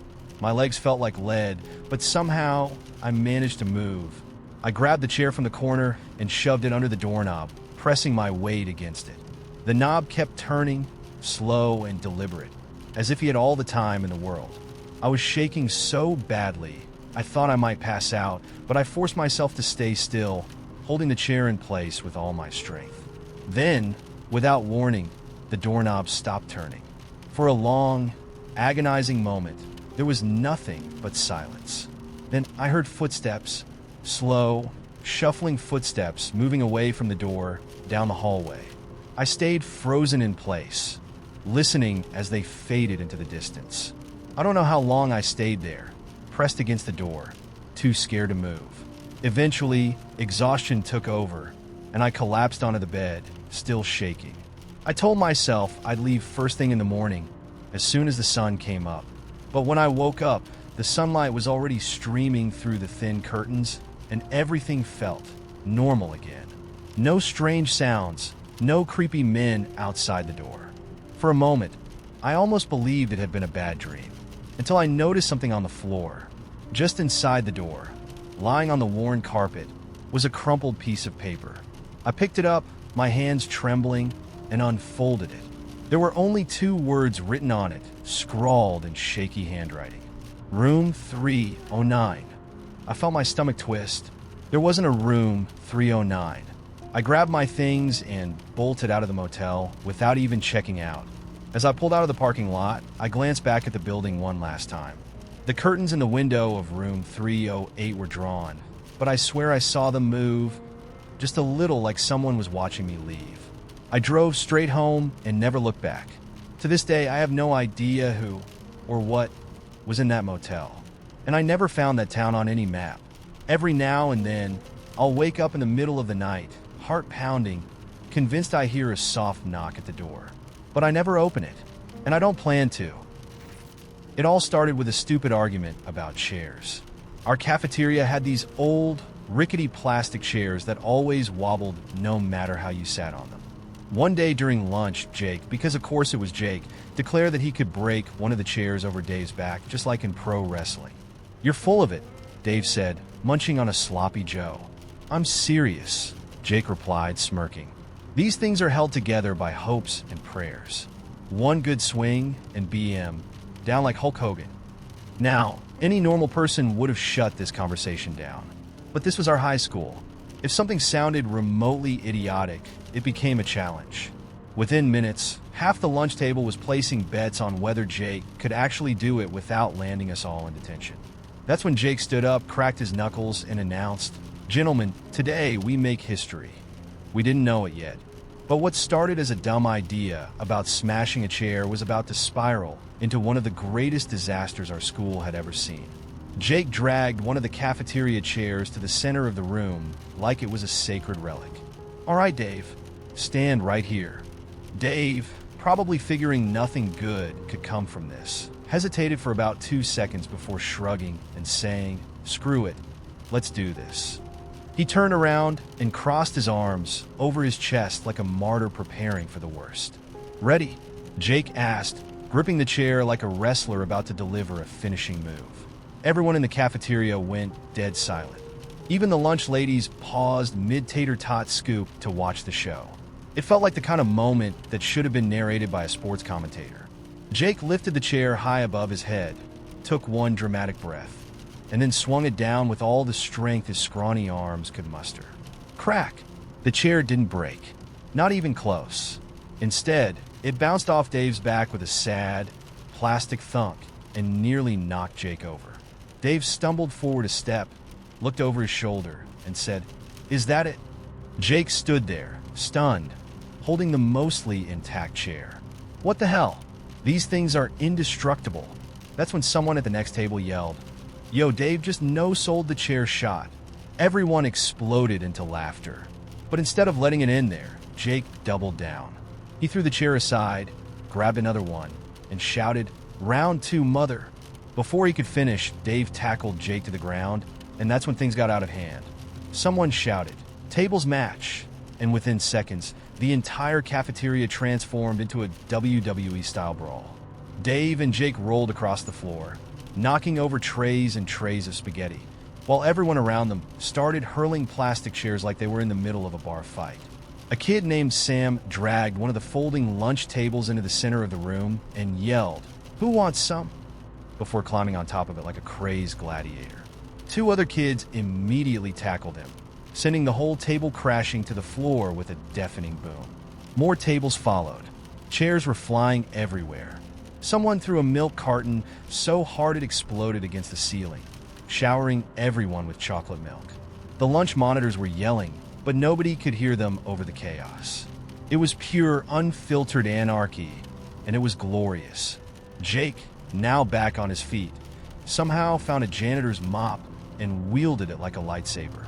"I am the champion," he roared, swinging it wildly as kids dove out of his way. Dave grabbed a lunch tray and used it like a shield, deflecting Jake's mop strikes while yelling, "Not today, brother!" Meanwhile, someone had hijacked the PA system and started blasting Eye of the Tiger over the speakers. The entire cafeteria, soaked in milk, spaghetti, and bits of broken trays, erupted into cheers. And then came the moment none of us will ever forget. Brian, the kid who always seemed to show up at the worst possible time, yes, Van Bryan, appeared at the cafeteria doors with a shopping cart. Nobody knew where he got it. Nobody asked. All we knew was that Brian, grinning like a madman, shouted, "Let's DO this," before jumping into the cart and yelling for someone to push him. Naturally, Jake accepted the challenge. With zero hesitation, Jake grabbed the cart's handle and took off across the cafeteria at full speed. Brian stood in the cart, arms spread wide like he was king of the world. "I regret nothing," he screamed as Jake barreled toward the mess of overturned tables and chairs in the middle of the room. It was a beautiful disaster. Jake hit the edge of a spilled tray, lost control of the cart, and sent Brian flying through the air like a human missile. He crashed into one of the giant trash cans near the wall, taking it down with him in a heap of discarded lunch trays, milk cartons, and leftover spaghetti. The cafeteria went dead silent for 2 seconds. Then, because high schoolers are terrible people, everyone erupted in applause. Just as we thought things couldn't get any crazier, the principal burst into the cafeteria, flanked by 2 security guards. Mr. Haggerty, who already looked like he was one coffee spill away from an aneurysm, took one look at the absolute disaster we had created and screamed, "What the hell is going on here?" Jake, still holding the mop like a sword, slowly raised his hands in surrender. "It's a spirit week?" Mr. Haggerty's face turned a shade of red I didn't think was possible for a human being. "Everyone out! Now!" We spent the rest of the day in detention, sitting silently in the gym while custodians tried to mop up the war zone we had created. They had to shut down the cafeteria for 2 days just to repair the damage. Jake was suspended for a week, which, to be fair, was probably the best-case scenario. Brian got away with a warning, mainly because nobody could figure out how the hell he got a shopping cart inside the school. And Dave? He became a legend. Kids started calling him the Indestructible Dave, and people would randomly hand him trays in the hallway, saying, "Defend yourself, warrior." Even now, years later, people still talk about the great cafeteria wrestling match. No one remembers who won the actual homecoming game that year, but everyone remembers the day Jake launched Brian across the cafeteria in a stolen shopping cart. And honestly, it was totally worth the detention. I still don't know how it happened. To this day, I can't figure out whether it was a clerical error or some kind of cosmic fluke, but somehow, I walked across the stage at my college graduation and got handed a diploma I hadn't technically earned. And here's the kicker: I never told anyone. Not my friends, not my parents, not even the university. I just played along as if everything was fine. It started a month before graduation, during final season. I was sitting in the library with my laptop open, trying to register for my last required course, a stupid elective I kept putting off because I figured how hard could it be to fit in one more class. Well, it turned out to be harder than I thought. Every section was full, and there was no way to squeeze it into my schedule without blowing up everything else. The moment I realized I was one class short, my stomach dropped. I panicked. My parents had already booked their flights for the ceremony. My dad had been bragging to everyone at work about his soon-to-be graduate son. My mom cried when I sent her a picture of my cap and gown. There was no way I could tell them I wasn't going to graduate. I'd spent the last 4 years convincing everyone, including myself, that I had it all together. Telling them I had failed would have crushed them. So, I made a decision. I didn't drop out, didn't try to explain the situation. I just decided to show up. I figured I'd walk across that stage like I belonged there, shake the dean's hand, and hope no one noticed the missing credits. It felt like a ridiculous plan, but at the time, it was the only one I had. Graduation day came faster than I expected. The ceremony was a blur of nerves and awkward smiles. I stood in line with my classmates, heart pounding, waiting for my name to be called. When it was my turn, I stepped onto the stage, praying that the universe wouldn't decide to punish me at the worst possible moment. And then the strangest thing happened. The dean smiled at me, handed me a diploma case, and said, "Congratulations." Just like that. No questions. No alarms going off. No one pointing and shouting, "Fraud." I walked off the stage, diploma in hand, grinning like I'd pulled off the heist of the century. My parents cheered from the crowd, and for a moment, I actually felt like I'd earned it. But the relief didn't last long. As soon as the ceremony was over, the guilt started creeping in. I knew I hadn't really graduated. I knew that piece of paper was just an empty gesture, a symbol of something I hadn't completed. But everyone around me acted like it was real. My mom cried again, happy tears this time, while my dad hugged me and said, "I'm so proud of you, kid." And what did I do? I smiled and nodded, pretending everything was fine. I told myself I'd fix it later. I'd enroll in the missing class during the summer, finish what I started, and no one would ever have to know. But summer came and went, and I didn't enroll. Life moved on faster than I expected. I got a job, moved into a new apartment, and before I knew it, a whole year had passed. Every time I thought about signing up for that class, something else came up. Work, rent, relationships, excuses. And the longer I waited, the harder it became to go back. Now, years later, the diploma sits in a frame on my wall. Every time I look at it, I feel a strange mix of pride and guilt. It looks so official, with my name printed in fancy script and the university seal embossed in gold. But I know the truth. I know it's a lie. There are moments when the guilt gnaws at me, like when friends talk about their college experiences or when my parents reminisce about how proud they were that day. I wonder what they'd say if they knew the truth. Would they be disappointed? Angry? Or would they understand that I was just trying to survive, to keep everything from falling apart? I thought about telling them once, years after the fact, over Thanksgiving dinner. I even rehearsed the conversation in my head, imagining how I'd explain it. It's not that I didn't try. I'd say, "I just messed up, but I wanted to make you proud, so I walked anyway." But the words never came. The moment passed, and I stayed silent.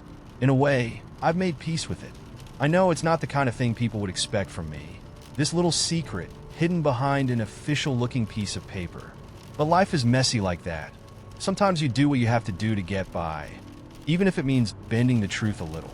The funny thing is, no one's ever asked. Not a single employer, not a single friend. No one's ever questioned whether I really earned that diploma. It just sits there, quietly existing, a symbol of a truth I never quite lived up to. I finally signed up for the missing class last year, after avoiding it for far too long. I retook it online in the evenings after work, and this time I passed. When the official paperwork arrived in the mail, confirming that I'd finally completed my degree, I thought I'd feel some grand sense of closure. But all I felt was relief. And yet I haven't told anyone, not even my parents. As far as they know, I've been a graduate all along. The version of me they cheered for that day, the one who walked across the stage, beaming with pride, is the one they still believe in. And maybe that's okay. Maybe some lies are worth keeping, if only because the truth would change so little. I didn't walk that day because I wanted to deceive anyone. I walked because I wanted to believe, just for a moment, that I could still make something of myself. And in the end, I did. I earned that diploma, even if I didn't earn it the first time. And maybe, just maybe, that's enough. For the past 18 months, I've been pretending to love my boyfriend's favorite music. And when I say pretending, I mean Oscar-worthy levels of deception. The playlists, the concerts, the endless car rides with his music on blast. I've survived it all by sheer willpower and some really well-timed head nods. It started innocently enough. On one of our first dates, we were driving to dinner when he asked the fateful question, "What kind of music do you listen to?" I could have told the truth. Mostly 90s pop and cheesy dance hits, but no, I wanted to impress him. So instead, I said, "I love everything." Big mistake. Huge. His eyes lit up, and he immediately started listing bands I had never heard of. "You like Def Magpie? How about the Yawning Crows? Oh man, you have to check out Dead Ferns. They're amazing live." He was so excited, so passionate, that I couldn't bring myself to tell him the truth. I don't know any of these bands, and their names sound like random words thrown together. So I smiled and said, Yeah, I love those guys. That was mistake number 2. That night, he sent me a Spotify playlist titled Songs That Will Change Your Life. It was 5 hours long. I made it through exactly 3 minutes before I wanted to gouge my ears out. The songs weren't even bad. They were just weird. Lots of experimental noise and obscure lyrics about existential dread. One track was 9 minutes of someone banging on a radiator while chanting in German. Another was just ocean sounds mixed with offbeat drumming. But I was already in too deep, so I listened to the whole thing twice just in case he quizzed me on it later. And from that point on, I was stuck. He's the kind of person who believes music is everything. It's not just a hobby for him, it's his identity. He talks about songs the way people talk about first loves, with this dreamy, far-off look in his eyes. And unfortunately for me, he decided that sharing his music with me was an act of intimacy. He'd send me songs throughout the day with captions like, "This one reminds me of us," or "The lyrics here really hit home." I had to start writing down the names just to keep track. It's not that I don't appreciate his passion. I think it's sweet, honestly. But after a while, it became exhausting. I'd wake up to texts like, "Can we talk about how brilliant the chord progression in Moonlit Trainwreck is?" And I'd sit there thinking, what the hell is a chord progression? Then came the concerts. The first one was an experience. The band was called something ridiculous like Shrinking Forest, and they played in a tiny venue that smelled like stale beer and regret. I spent the whole night pretending to enjoy myself while my boyfriend swayed along to music that sounded like 5 people playing different songs at once. At one point, the drummer took a break to read poetry into the mic. The crowd went wild. I wanted to cry. After the show, my boyfriend asked, "So, what did you think?" And because I have no spine, I said, "It was incredible." Now he thinks we have a shared love for live music. We've been to 5 more concerts since then. To survive, I developed a system. During slower songs, I sway gently and close my eyes, pretending to be moved by the music. During faster songs, I bounce on my feet and mouth random words, hoping no one notices that I have no idea what the lyrics are. I've also mastered the art of saying vague things like, "The energy tonight was unreal," which seems to work in any post-concert conversation. But it's getting harder to keep up the act. He recently told me he's thinking about getting a tattoo of his favorite band's logo, and I had to stop myself from saying, "What even is that logo? A melting carrot?" And then, just when I thought things couldn't get worse, he told me he wants to start a vinyl collection. "Think about it," he said, his eyes sparkling. "We can sit on the couch, drink wine, and listen to entire albums the way they were meant to be heard." I smiled and nodded, already dreading the hours of obscure noise I'd have to endure. I know what you're thinking. Why not just tell him the truth? But it's not that simple. Music isn't just background noise to him. It's everything. What if telling him I don't share his taste makes him think we're not compatible? What if he looks at me like I've been lying to him this whole time, which, okay, I have? And the thing is, I love him. I love how passionate he is, even if his taste in music makes me want to rip my hair out. I love the way his face lights up when he talks about a new band. I love how excited he gets when he finds a song that really speaks to the soul. So, for now, I'll keep pretending. I'll keep swaying at concerts, nodding along to lyrics I don't understand, and mouthing words like chord progression when he asks my opinion. And who knows? Maybe one day I'll actually learn to enjoy it. Or maybe I'll just drink enough wine to make it tolerable. Either way, I think I can survive a little noise for someone I love. But if he ever drags me to another band that uses poetry as percussion, I'm faking food poisoning. This one still haunts me. Even writing it out feels like opening a wound that never fully healed. To be honest, I'm not even sure how things spiraled so badly. I mean, you hear about people making bad choices all the time, but you never expect to be the person everyone whispers about at family gatherings. It all started on a random weekend. My friend Jenna was having a big get-together at her place. A low-key barbecue with friends, some booze, and her family dropping by throughout the day. Jenna and I had been tight since high school. She was like a sister to me. In fact, I'd gotten pretty close with her real sister, Maddie, over the years too. Maddie was 5 years older than us, married to this ridiculously good-looking guy named Alex. Now, Alex was one of those guys who seemed perfect on the outside. Tall, athletic, charming, like the dude you'd expect to star in a beer commercial. He and Maddie had been together for years, and to the outside world, they seemed solid. But anyone who knew them closely knew they had problems. Maddie had confided in Jenna, and by extension me, a few times that things weren't great between them.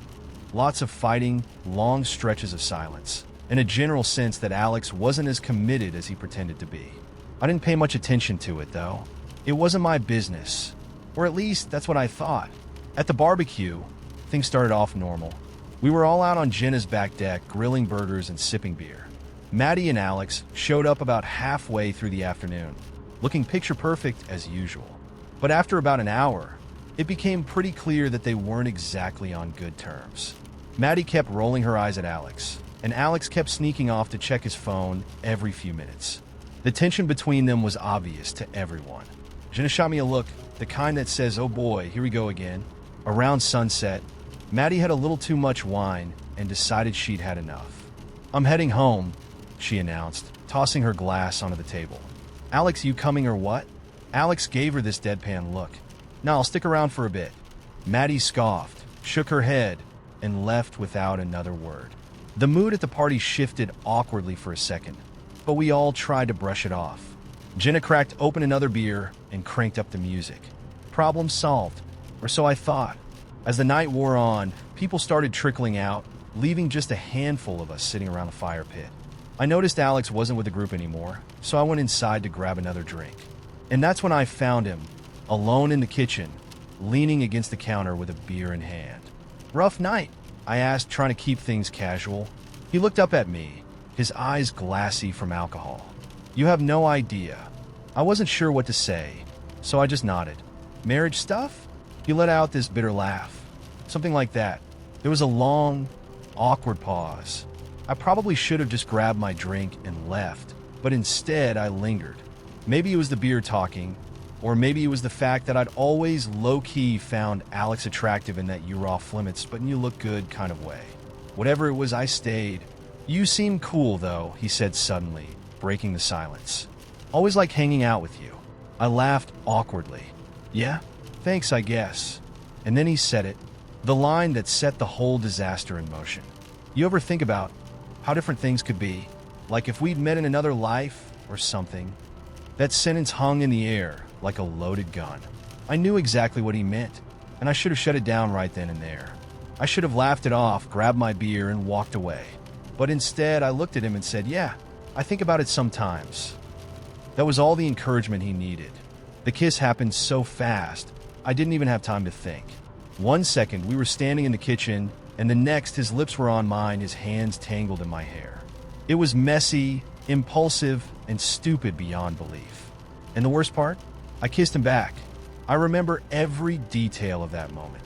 The way his stubble scratched against my cheek, the smell of beer on his breath, the faint sound of music still playing outside. Everything in me knew it was wrong. Maddie would never forgive me if she found out. Jenna would probably disown me. And yet, I couldn't stop myself.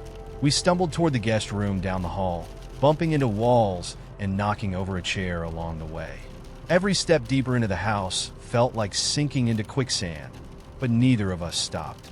We both knew we were making a massive mistake, and somehow, that only made it feel more exciting. The next morning was pure hell. I woke up tangled in the sheets, panic already setting in before I even opened my eyes.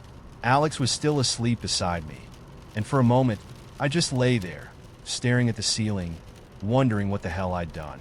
I slipped out of bed as quietly as I could, grabbed my clothes, and bolted out of the room.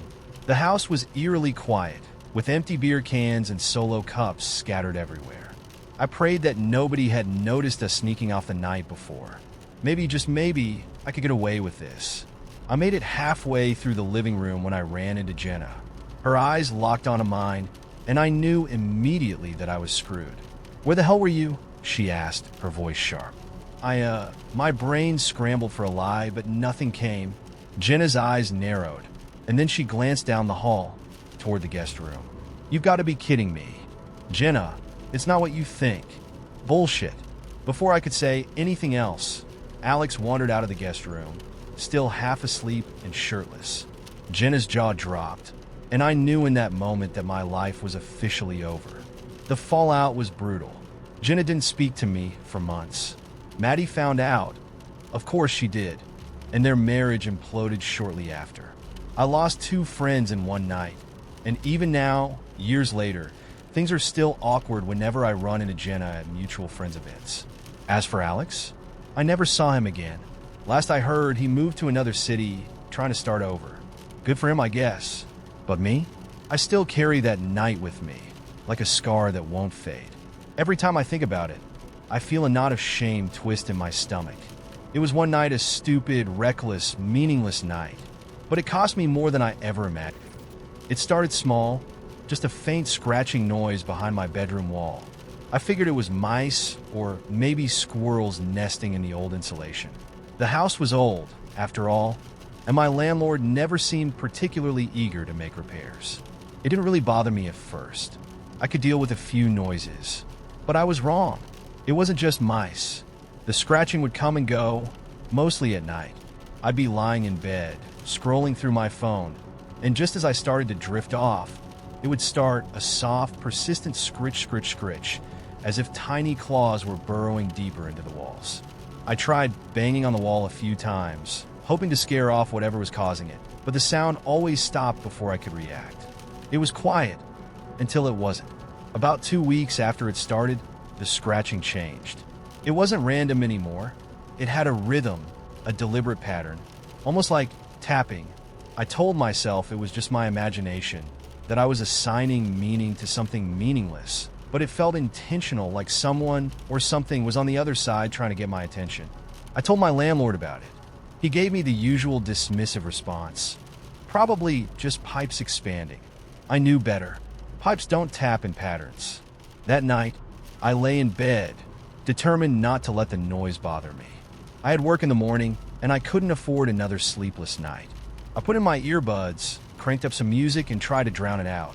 But just as I started to drift off, I felt it. A vibration. It was faint, but it ran through the wall behind my bed, like someone gently knocking, just enough to feel but not enough to hear. I sat up, heart racing. The house was dead silent except for the hum of the refrigerator downstairs. I stared at the wall, waiting, my skin prickling with unease. Then the tapping came again. This time it was louder, closer, and I swear to God it was coming from inside the wall right next to my head. I didn't sleep that night. The next day, I asked my neighbor if they'd heard anything strange. Maybe the noise was traveling through the walls from their side. But they just gave me a puzzled look. "We haven't heard anything," they said. "Our walls are solid brick. No way sound's coming through that."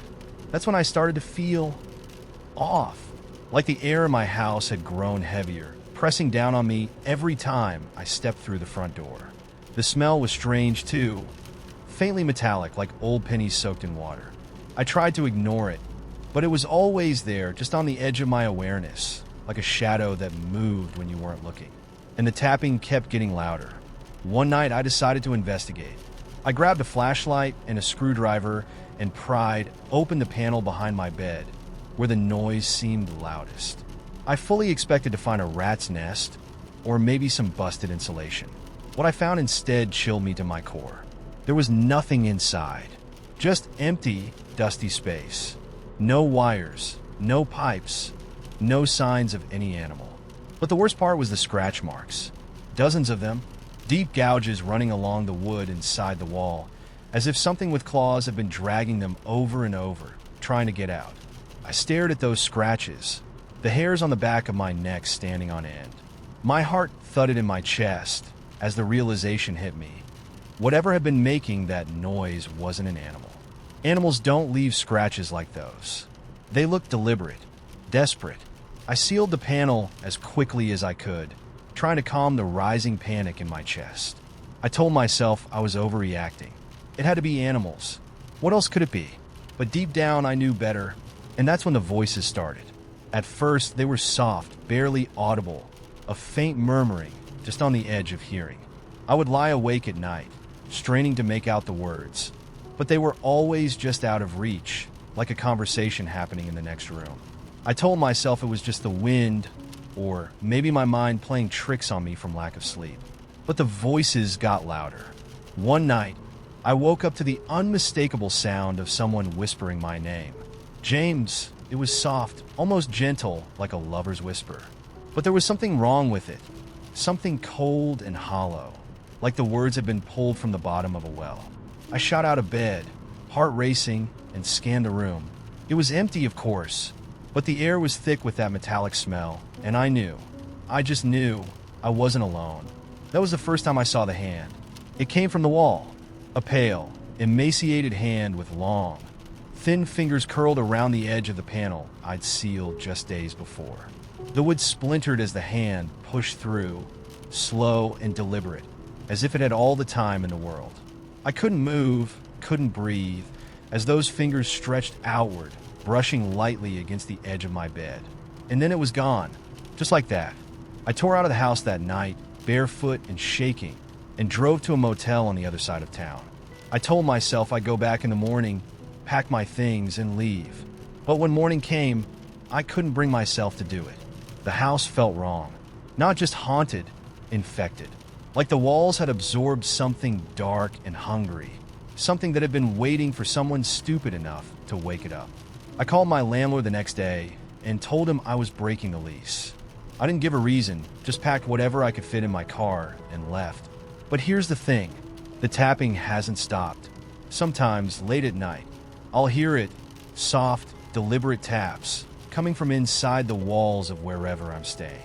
At first, I thought it was just paranoia, a leftover fear from that cursed house. But now, I'm not so sure, because last night, I heard the voice again. It whispered my name, soft and cold, just on the edge of hearing. And when I turned toward the wall, heart pounding in my chest, I saw the hand. It's following me, and somehow, I know, no matter where I go, no matter how far I run, it's going to find me. It always does.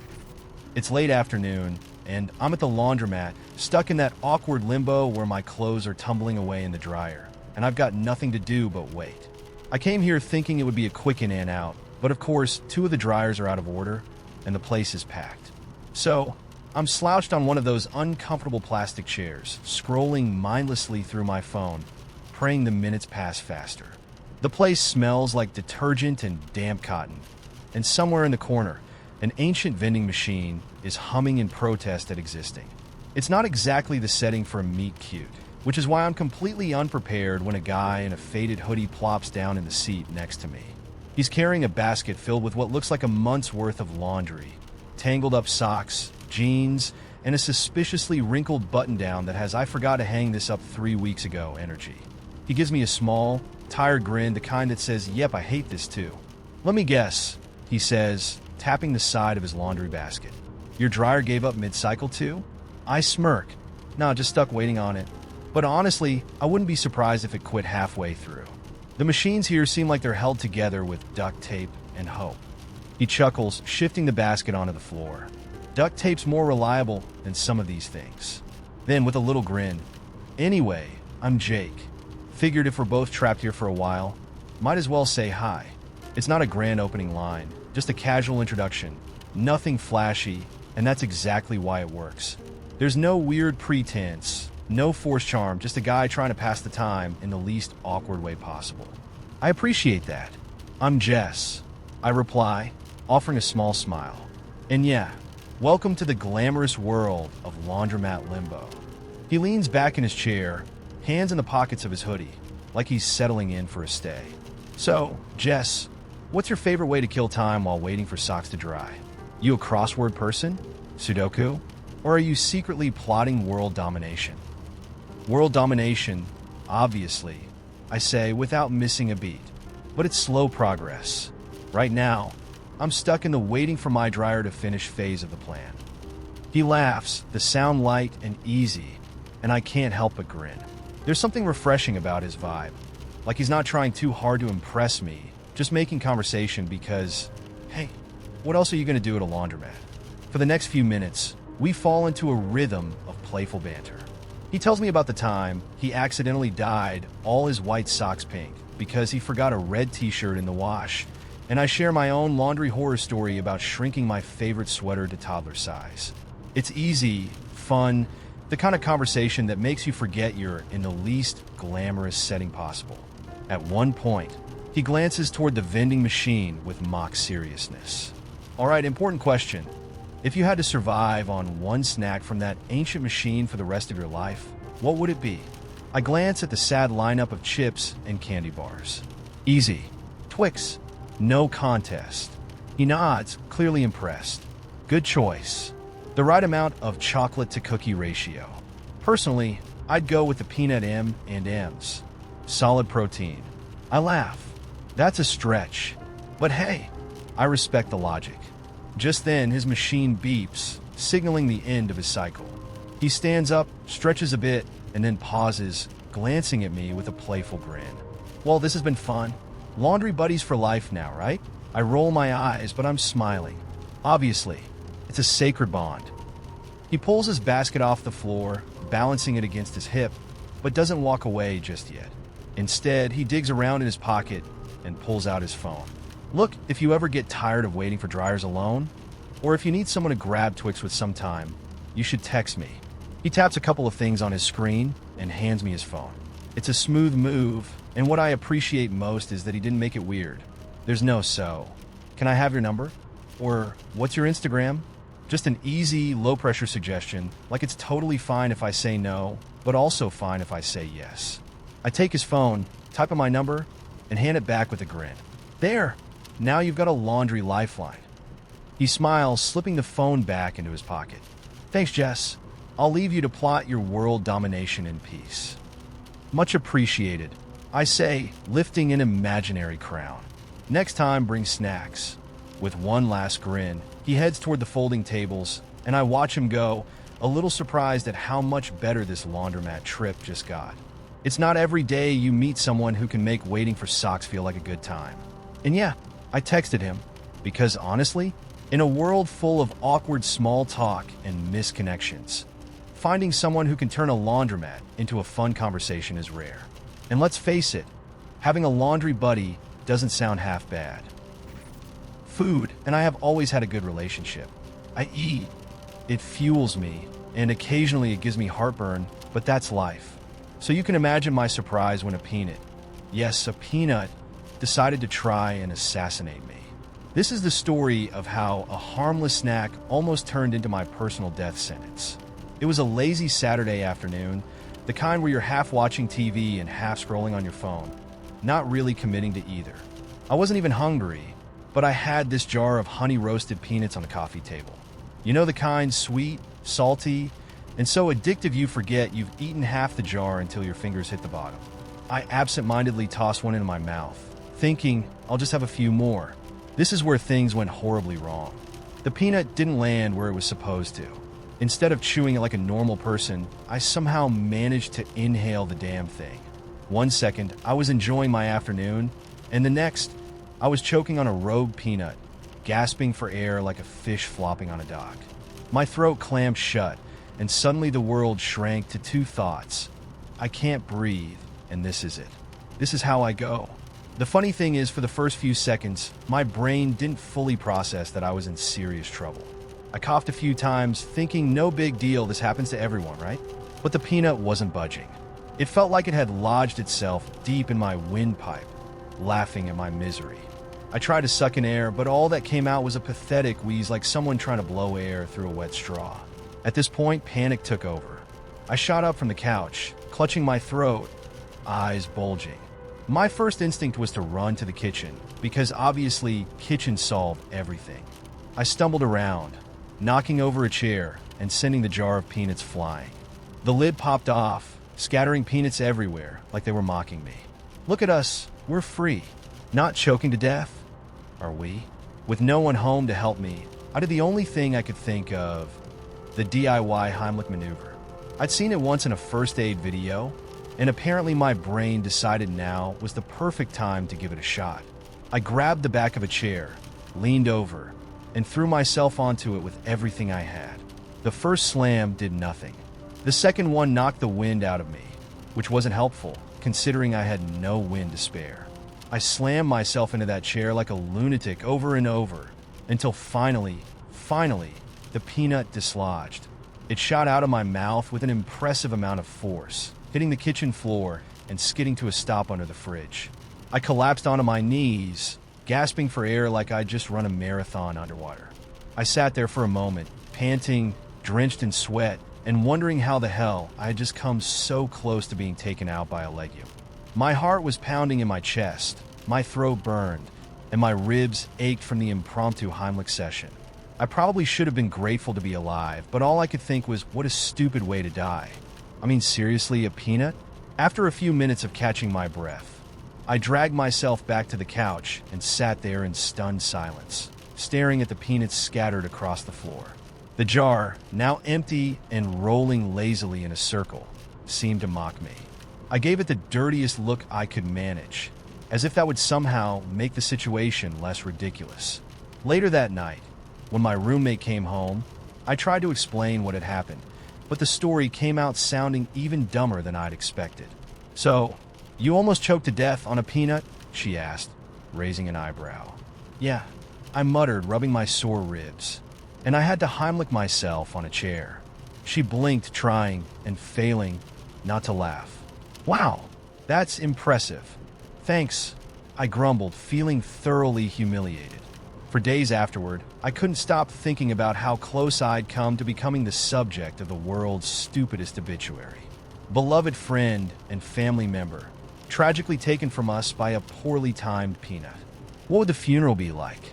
Would people bring peanut butter sandwiches in my honor? Would they have to put a warning sign on the casket? Caution, may contain nuts. From that day on, I developed a weird sort of peanut PTSD. Every time I see a jar of peanuts, I get this little jolt of anxiety, like the peanuts are silently plotting their next move. I've even caught myself chewing really slowly and carefully whenever I eat anything, just to make sure it goes down the right way. It's ridiculous, I know, but once you've had a brush with death by snack food, you start taking life a little more seriously. These days, I avoid peanuts altogether. It's not worth the risk. If someone offers me trail mix, I politely decline. "No thanks," I say with a smile. I prefer my snacks non-lethal. And when people ask why I don't eat peanuts anymore, I tell them the truth, because I value my life too much to die in the dumbest way possible. And honestly, that's a lesson worth learning.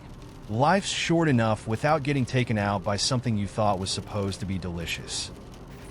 The agency called it a quick and easy dinner date, which sounded a lot more civilized than what my nerves were making it out to be.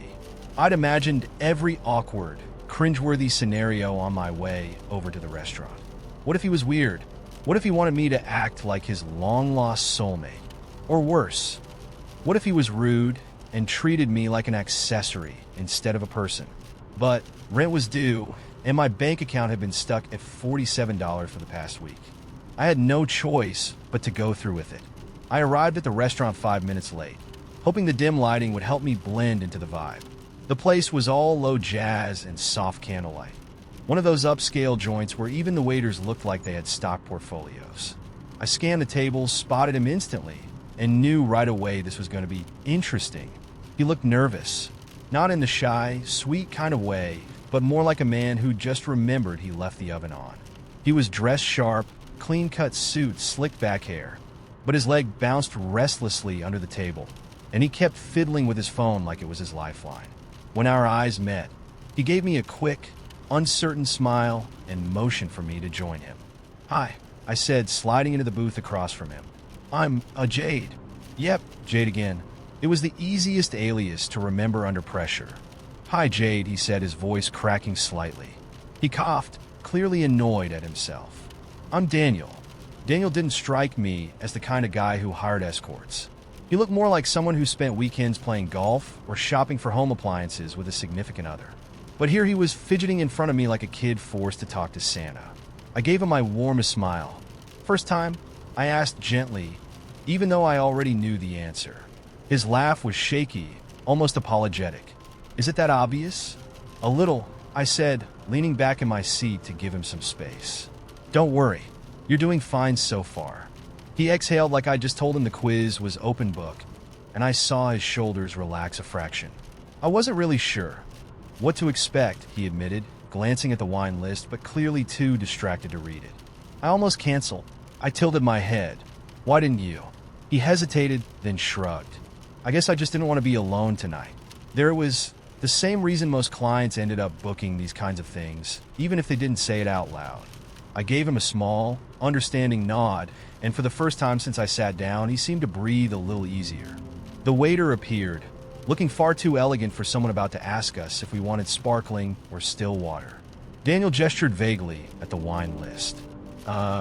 Something red? Whatever's good. He looked at me, as if to make sure he hadn't just ordered wine like a complete idiot. Red sounds perfect, I reassured him, and the waiter vanished without a word, leaving us to swim awkwardly in the silence he left behind. Daniel cleared his throat. So, is this weird? I mean, this whole thing? He gestured vaguely between us, clearly struggling to find the right words. I've never done this before. I smiled. You're overthinking it. It's just dinner with someone new. He looked relieved, though still a little embarrassed. Yeah, I guess. Sorry, I'm not exactly smooth with any of this. That's okay, I said. Neither am I, most of the time. That earned me a real smile, small but genuine, and suddenly, the night didn't seem quite so daunting. The wine arrived, and we clinked glasses awkwardly, as if neither of us knew the proper toasting etiquette. I took a sip, letting the warmth settle in my chest, and Daniel finally seemed to relax into the moment. So, what do you do? I asked, trying to steer the conversation towards safer waters. IT, he replied with a grimace. Lots of boring stuff with servers and code. What about you? I grinned. This. He blinked, then laughed, a real laugh this time. Fair enough. We started talking, really talking, and to my surprise, it wasn't awkward at all. He told me about his job, about the office politics that made him want to pull his hair out, and the tech guy who ate tuna sandwiches at his desk every day, stinking up the whole place. I told him a little about my own chaotic career history, how I tried bartending, retail, and about a million other things before landing here. For the first time that night, Daniel seemed comfortable, like he'd forgotten we were technically strangers. The waiter brought our food, some ridiculously small but beautifully plated dishes, and we ate slowly, the conversation flowing more easily with each bite. Daniel even cracked a few jokes, which surprised both of us. So, he said at one point, dabbing his mouth with a napkin, how'd you end up doing this, if you don't mind me asking? I hesitated for a beat, then gave him the truth. Rent was due, and I wasn't in the mood to beg my parents for help again. He nodded thoughtfully, as if that made perfect sense. Yeah, life has a way of sneaking up on you, doesn't it? Constantly, I said with a smirk. By the time dessert arrived, a shared slice of something chocolate and far too fancy. Daniel seemed like a completely different person from the nervous wreck I'd met an hour ago. He leaned back in his seat, smiling easily, and for a moment, it felt like we were just two friends catching up over a meal. Then, as we finished the last bites of dessert, he set his fork down and looked at me with an expression I couldn't quite place. Can I tell you something? Of course, I said, bracing for, well, anything. He took a deep breath. Tonight was supposed to be my anniversary. I blinked, caught off guard by the sudden shift in tone. Oh, I'm sorry. He gave me a sad, lopsided smile. It's fine, or at least it will be. My ex left me about a year ago, and I thought I'd be okay by now. But he trailed off, shrugging helplessly. I guess some days are harder than others. I didn't know what to say, so I just reached across the table and squeezed his hand, a small gesture that felt right in the moment. I get it, I said softly. Some days suck more than others. He gave my hand a grateful squeeze in return, then let out a long, shaky breath. Thanks for this, for being here.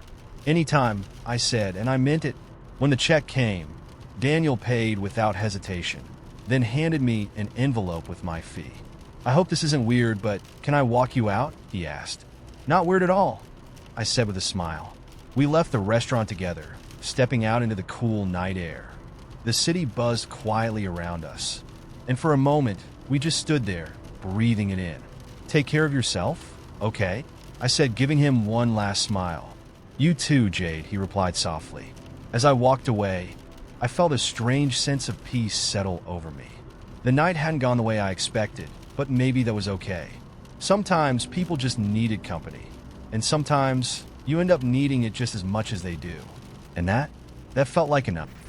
I found out on a Thursday, not through a dramatic text message, not by walking in on him in bed with someone else. No, it was much quieter than that. Just me, an old picture frame, and the truth I wasn't ready for. We'd been together for 5 years, long enough for people to ask when we'd get married, when we'd buy a house. Every time, I'd laugh it off, saying, "We're not in a rush." But the truth was, I was waiting. I thought the proposal was coming. I caught Alex looking at rings on his laptop a few months ago, and ever since, I'd been quietly anticipating the moment when he'd get down on one knee. So when I started noticing little changes, I told myself it was just nerves. He'd been distant, sure, a bit secretive with his phone, but I thought he's probably planning the proposal. He wants it to be a surprise.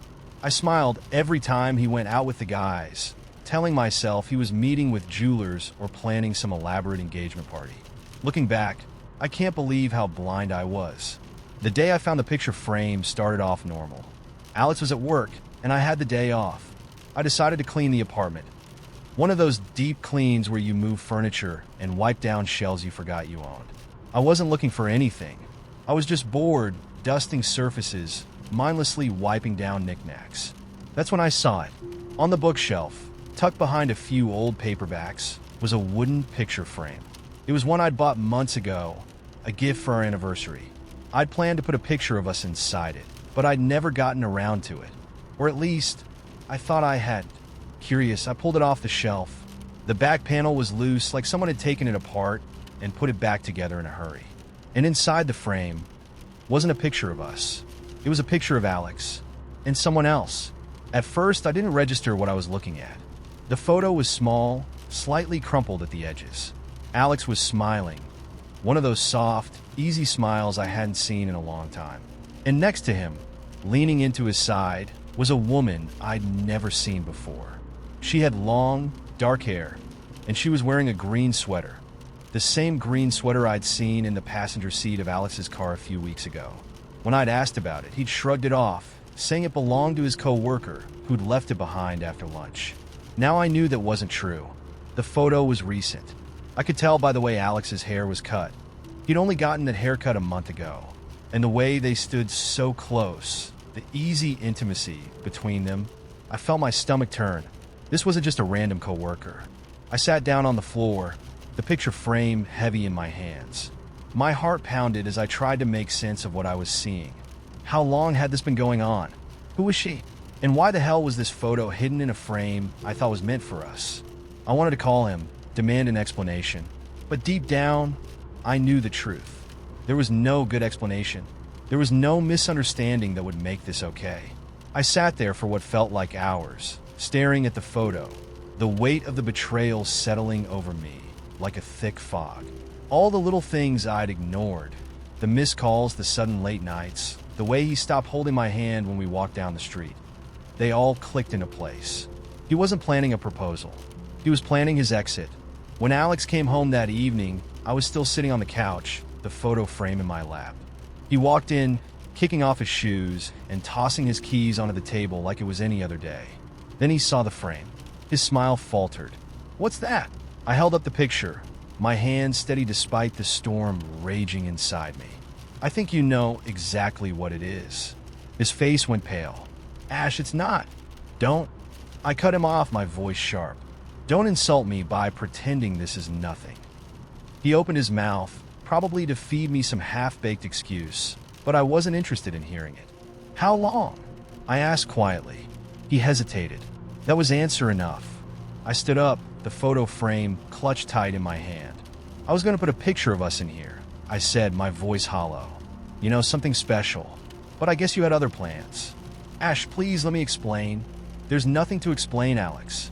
I took a deep breath, forcing myself to stay calm. "You could have just told me. You didn't have to lie." He reached for me, desperation flickering in his eyes. "It didn't mean anything, I swear. I never wanted to hurt you." I laughed, bitter and exhausted. "Yeah? Well, congratulations. You hurt me anyway." I placed the picture frame on the table, a quiet finality settling between us. "I'm done, Alex." His eyes widened. "Ash, wait, please don't do this. We can fix this." I shook my head. No, you broke this, and I'm not sticking around to pick up the pieces. I grabbed my jacket and my keys, my heart heavy but resolute. I knew that if I stayed, I'd only lose more of myself trying to make things right. And I was done losing. In the weeks that followed, I went through the motions, blocking his number, taking down photos, clearing out the apartment. It was hard. Some days, the loneliness felt unbearable, like a weight pressing on my chest. But little by little, I started to heal. I spent time with friends, picked up old hobbies, and slowly began to rebuild the parts of myself I'd lost in the relationship. One day, while cleaning out the last of my things from the apartment, I found the empty picture frame again. I held it for a moment, running my fingers over the smooth wood, and smiled. Not because I missed him, but because I didn't need that frame anymore. I was finally free. About 5 years ago, I was working as a rideshare driver to make some extra cash. It was easy money, especially on weekends when the bars let out and everyone needed a ride home. Sure, it had its weird moments, drunk passengers, occasional awkward conversations, but nothing had ever truly scared me. Until that night.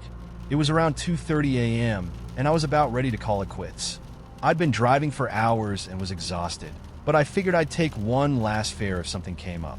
I pulled into the parking lot of a gas station to grab some coffee when a request popped up on my phone, just a few minutes away. I hesitated for a second, but I thought, why not? One more ride, then I'm done. The pickup location was in a residential area not too far from where I was. When I arrived, the street was dark and quiet. Just rows of houses with their lights off, the kind of neighborhood where everyone goes to bed early. There was no one outside, no porch lights on, just an eerie stillness hanging in the air. I pulled up to the address listed on the app and waited, scanning the street for any sign of movement. A minute passed, then another. Just as I was about to cancel the ride and leave, a figure emerged from the shadows at the side of the house. A man stepped out, wearing a black hoodie with the hood pulled low over his face. He didn't look drunk or hurried, just calm, almost too calm. He moved slowly, deliberately, as he approached my car. Something about the way he walked made me feel uneasy, like he wasn't in any rush, like he had all the time in the world. He opened the back door and slid into the seat behind me without saying a word. I glanced at him through the rearview mirror, but his hood cast a shadow over most of his face. I could just make out the edge of a pale cheek and part of his mouth. Lips that didn't seem quite right. They were too tight, too still. "Hey, where are you headed?" I asked, trying to sound casual. He didn't answer right away. He just sat there, perfectly still, like he was thinking. Then, in a low, flat voice, he said, "Drive." A chill ran down my spine. Okay," I muttered, forcing a nervous laugh. "Where to, though?" He didn't respond. He just shifted slightly in the seat, his movements slow and deliberate, like he was settling in for a long ride.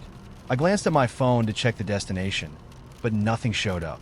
Just a blank screen with no address. I tried to ask him again, but the words caught in my throat. Something about him made my skin crawl. The way he sat there, unmoving, like he was waiting for something.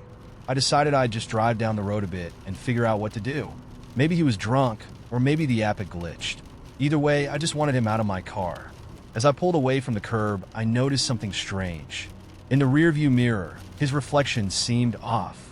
It was subtle, but I swear his movements didn't quite match mine. When I glanced back at him directly, he was perfectly still, but in the mirror, it looked like he was shifting ever so slightly. I tried to ignore it, telling myself it was just my tired mind playing tricks on me. But the feeling of unease grew with every passing second. The road stretched on in eerie silence, and the man didn't say a word. No small talk, no drunken rambling, just that heavy, oppressive silence filling the car like a fog. About 10 minutes into the drive, I reached a crossroad. I had no idea which way to go, so I asked again, "Hey, do you know where we're headed?" This time, he answered, "Just keep driving." His voice was flat, emotionless, almost like a recording. My heart started racing. Something was very, very wrong. I forced a smile, hoping he wouldn't notice the panic in my voice. "Look, man, I need an actual address. I can't just..." "Don't stop," Those two words sent a jolt of fear straight through me. I gripped the steering wheel tighter, my knuckles white, and pressed down on the accelerator. The highway stretched out before me, empty and endless, swallowed by the darkness. I had no idea where I was going anymore. I just knew I didn't want to stop. After what felt like an eternity, I glanced in the rearview mirror again. And that's when I saw it. He was smiling. It wasn't a normal smile. It was too wide, stretching across his face like a crack. His teeth were small and perfectly straight, and his lips were pulled back so tightly it looked like they might split open. And his eyes were staring straight into mine, locked onto my reflection in the mirror, as if he could see me, really see me, through the glass. I slammed on the brakes without thinking. The car skidded to a stop on the empty highway, the tires squealing against the asphalt. My heart was pounding so hard I thought it might burst out of my chest. When I twisted around in my seat to face him, the back seat was empty. The door hadn't opened. The seatbelt was still fastened.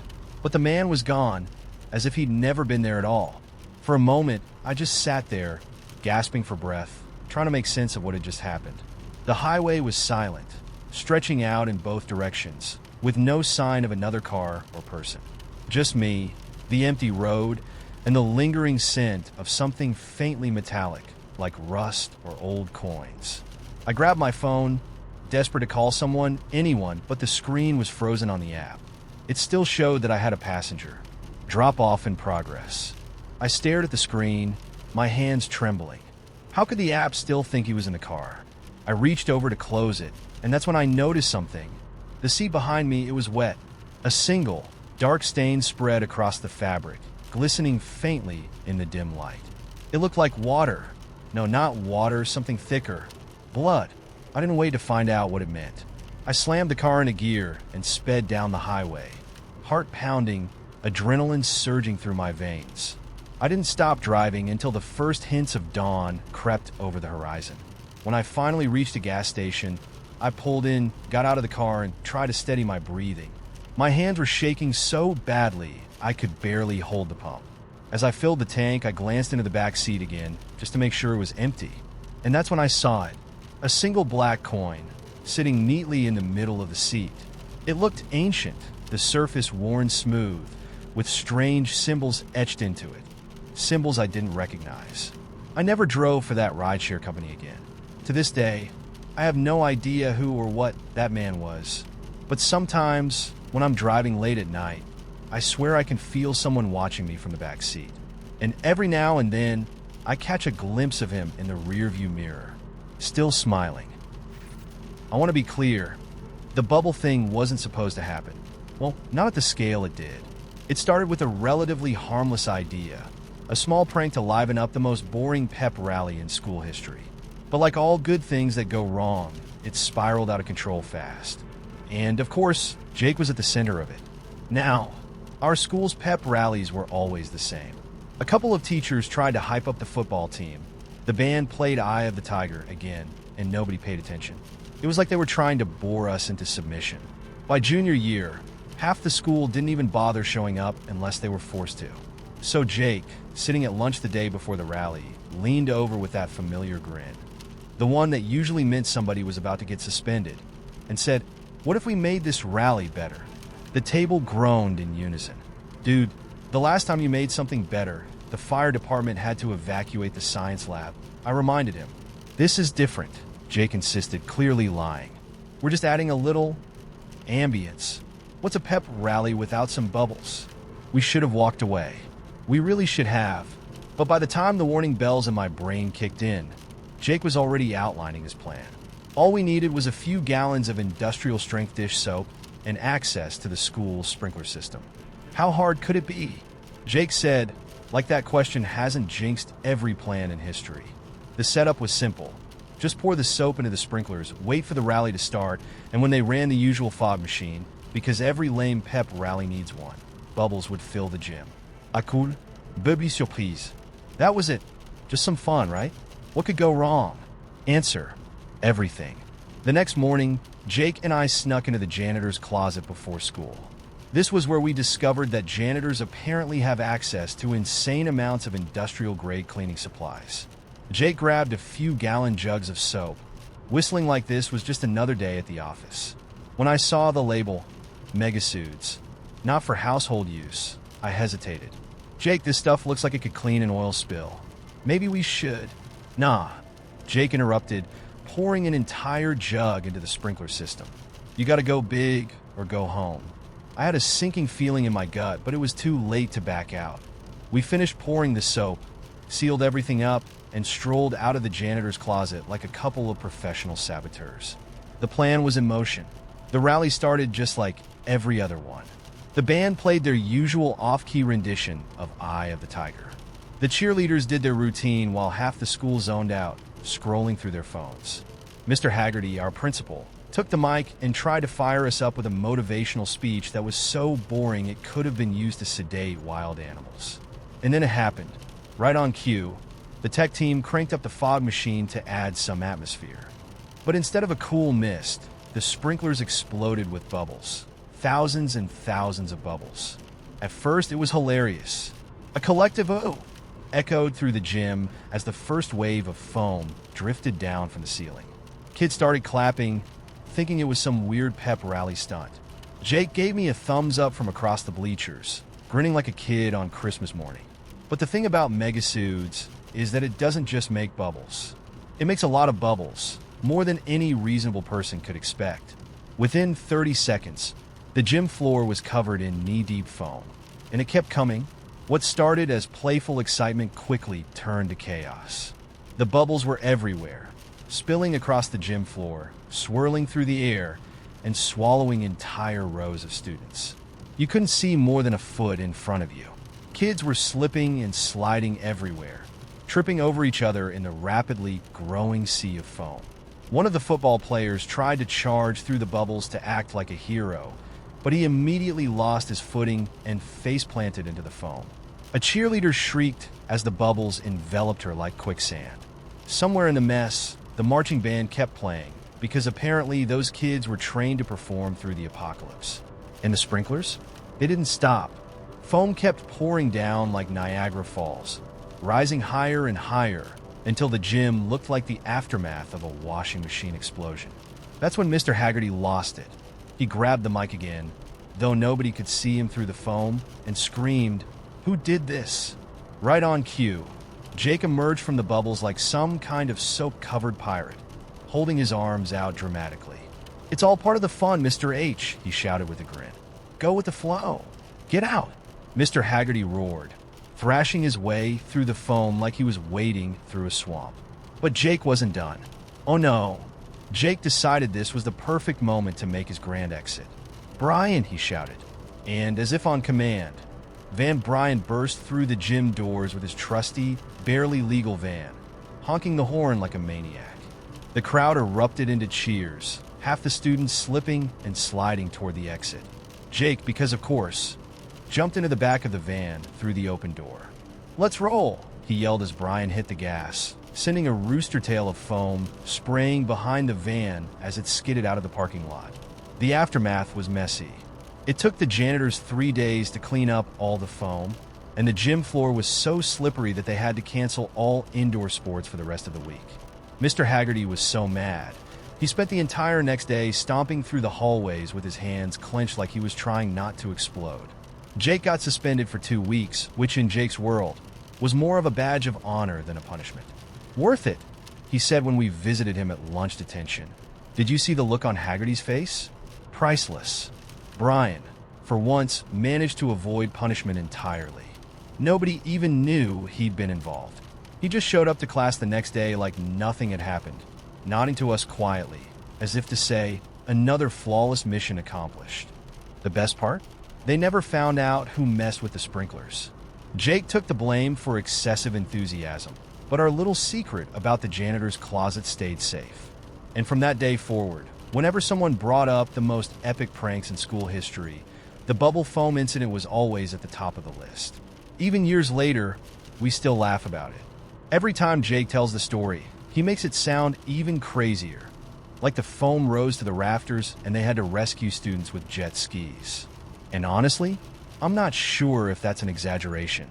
It was hard to tell with all those bubbles. One thing's for sure, though, no one ever forgot that pep rally.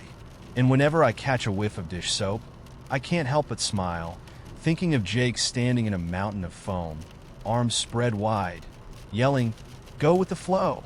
And honestly, that's not bad life advice. I have a confession. I don't love my boyfriend's dog. In fact, I'm pretty sure the dog hates me. And honestly, the feeling might be mutual. But for the past 2 years, I've been pretending that we're best buds because, well, how do you tell someone that their beloved furry child is actually your sworn enemy? The dog's name is Butters, which sounds cute, right? It's not. Butters is a 25-pound menace disguised as a golden retriever mix. From day one, he decided I was a threat to his kingdom, his territory, his toys, and most importantly, his human. When I first met Butters, I tried so hard to make a good impression. I brought treats, knelt down to his level, used the high-pitched dog mom voice. Everything you're supposed to do. And how did Butters respond? By growling at me like I was trying to steal his social security number. My boyfriend laughed it off, saying, "Don't worry, he's just being protective." Yeah? No. Butters wasn't being protective. Butters was declaring war. Ever since that first encounter, it's been a never-ending battle between us. Every time I visit, Butters gives me the side eye, like he's daring me to touch anything that belongs to him. The moment I sit on the couch, he wedges himself between us and stares me down like a jealous ex. One time, I reached for the remote, and Butters growled just enough to make me think twice. I ended up watching an entire documentary about trucks just because I was too scared to move. But the real kicker? My boyfriend thinks Butters and I are best friends. He's fully convinced that we have this magical bond, like something out of a Hallmark movie. "You two are adorable together," he says. "He really loves you." No, he does not. Butters only tolerates me when my boyfriend is watching. As soon as I'm alone with him, the gloves come off. He steals my socks and hides them under the couch. He nudges his water bowl, just enough to make me trip over it. One time, he locked eyes with me while knocking an entire cup of coffee off the table. It felt personal. At this point, my life has become an elaborate game of dog diplomacy. I have to bribe him with treats every time I visit, just to maintain a fragile peace. And it's not like I can tell my boyfriend the truth. How do you say, "Hey babe, your sweet little furball is actually a tiny dictator, and I think he might be plotting my downfall"? You can't. So instead, I've become a master of deception. I send my boyfriend pictures of me and Butters together, pictures that take hours to stage. I'll catch Butters napping, shove a toy near him, and then snap a quick selfie before he wakes up and ruins the shot. I've even started carrying bacon bits in my pockets, just in case I need to win his favor in an emergency. It's exhausting. And now, because life is cruel, my boyfriend has suggested that we get a second dog. "Butters needs a little brother," he said, smiling. "And I think it'd be great for us to raise a puppy together." A puppy? As if I'm not already barely surviving one hostile dog. I tried to gently suggest that maybe Butters prefers being an only child, but my boyfriend wouldn't hear it. "He'll love it," he said confidently. "And you two will be the best dog parents ever." I am so screwed. I've spent the past few nights Googling things like how to make a dog like you and can therapy help you bond with a pet. I even considered hiring a dog trainer, just for myself. But nothing seems to help. Butters still looks at me like I murdered his entire family in a past life. I know I need to come clean. I can't keep pretending to be the world's greatest dog lover while secretly praying that Butters takes a long nap. But how do you tell someone that their precious, four-legged soulmate makes you question all your life choices?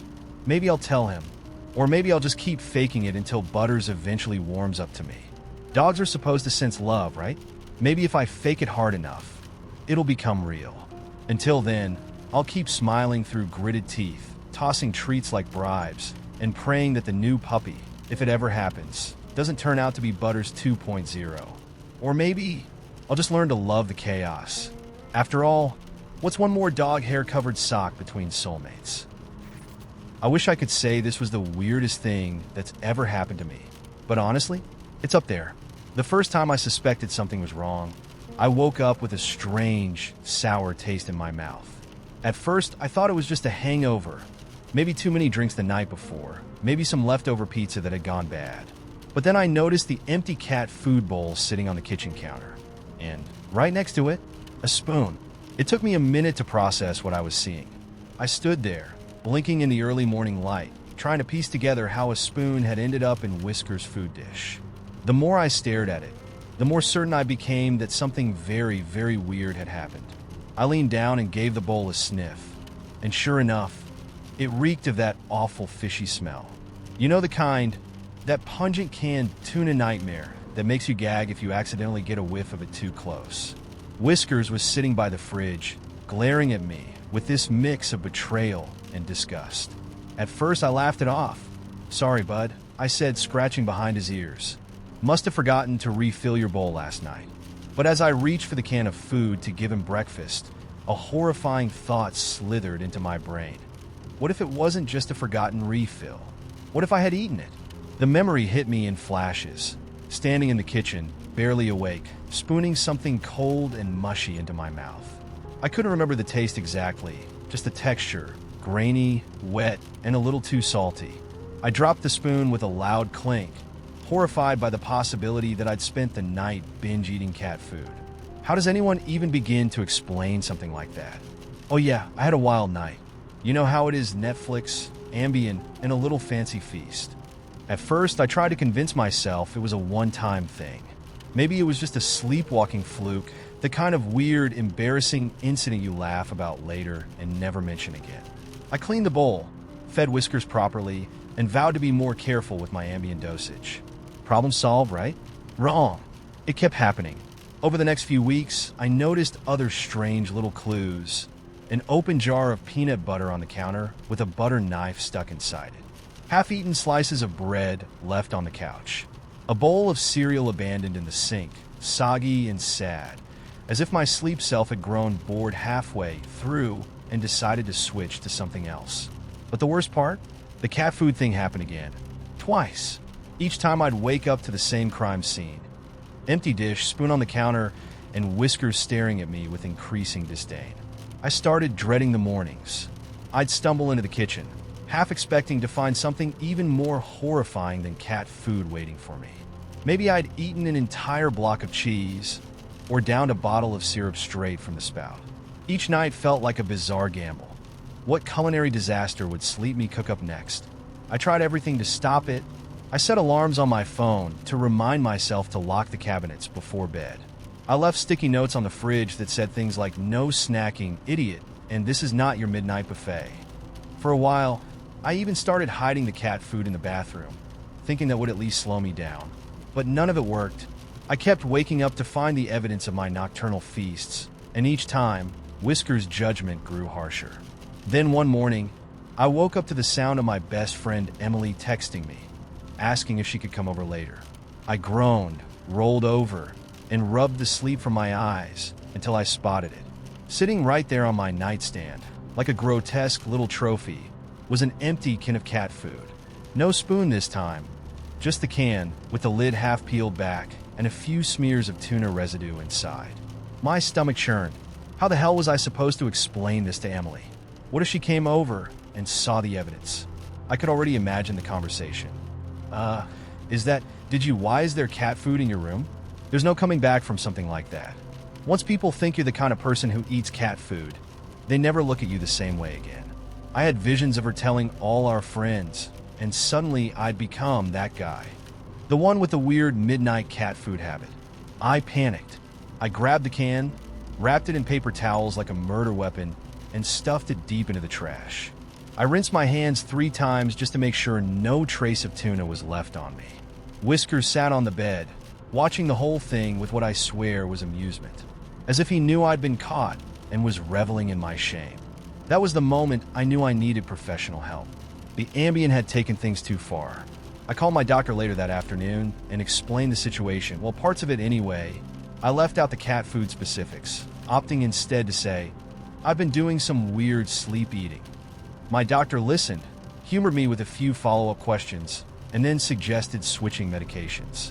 "Ambien can do that sometimes," she said casually, as if my late-night culinary escapades were perfectly normal. "Try this new one, it should help." I started the new medication the next night, and to my relief, The sleep eating stopped almost immediately. No more soggy cereal bowls. No more peanut butter knives abandoned in odd places.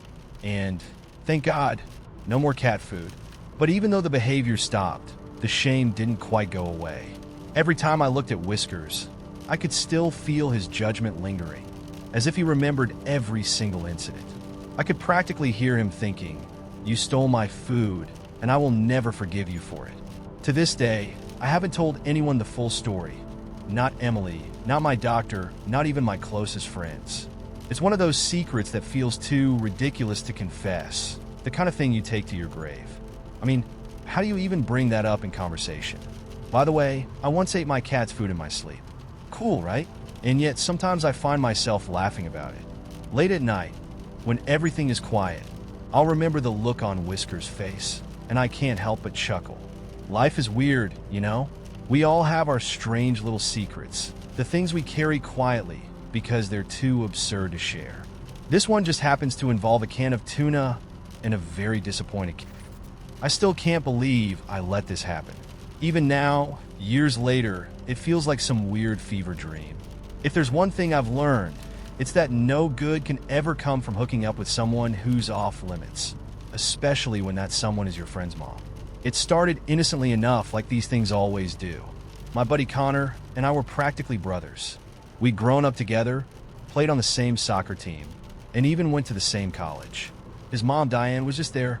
You know how when you grow up around someone's parents, you stop really seeing them as people? That was Diane. She was just Connor's mom. Until suddenly she wasn't. It was the summer after graduation, and we were all back in town trying to figure out what came next. Connor got a job at a startup and was always working late, so I'd stop by his house to hang out every now and then. Diane was always around, friendly as ever, offering me food and asking how life was going. She wasn't just your typical suburban mom, though. She was sharp, funny, and still in ridiculously good shape for someone in her mid-40s. I noticed. I mean, how could I not? But noticing didn't mean acting on it. At least, that's what I kept telling myself. It wasn't until one night, one stupid, drunken night, that things went off the rails. Connor was working late again, and I found myself at his house alone with Diane. She'd just gotten back from a Pilates class, still in workout clothes, and poured herself a glass of wine as we sat in the living room. I cracked open a beer and we started talking, first about college, then about life, and eventually about relationships. "Dating at my age is a joke," Diane said, rolling her eyes as she swirled her wine. "Men either want someone half my age, or they come with way too much baggage." I chuckled, trying to keep things light. "I feel that. Dating in your 20s isn't much better. It's like everyone's afraid of commitment or just looking for a hookup." She raised an eyebrow, giving me this playful smile.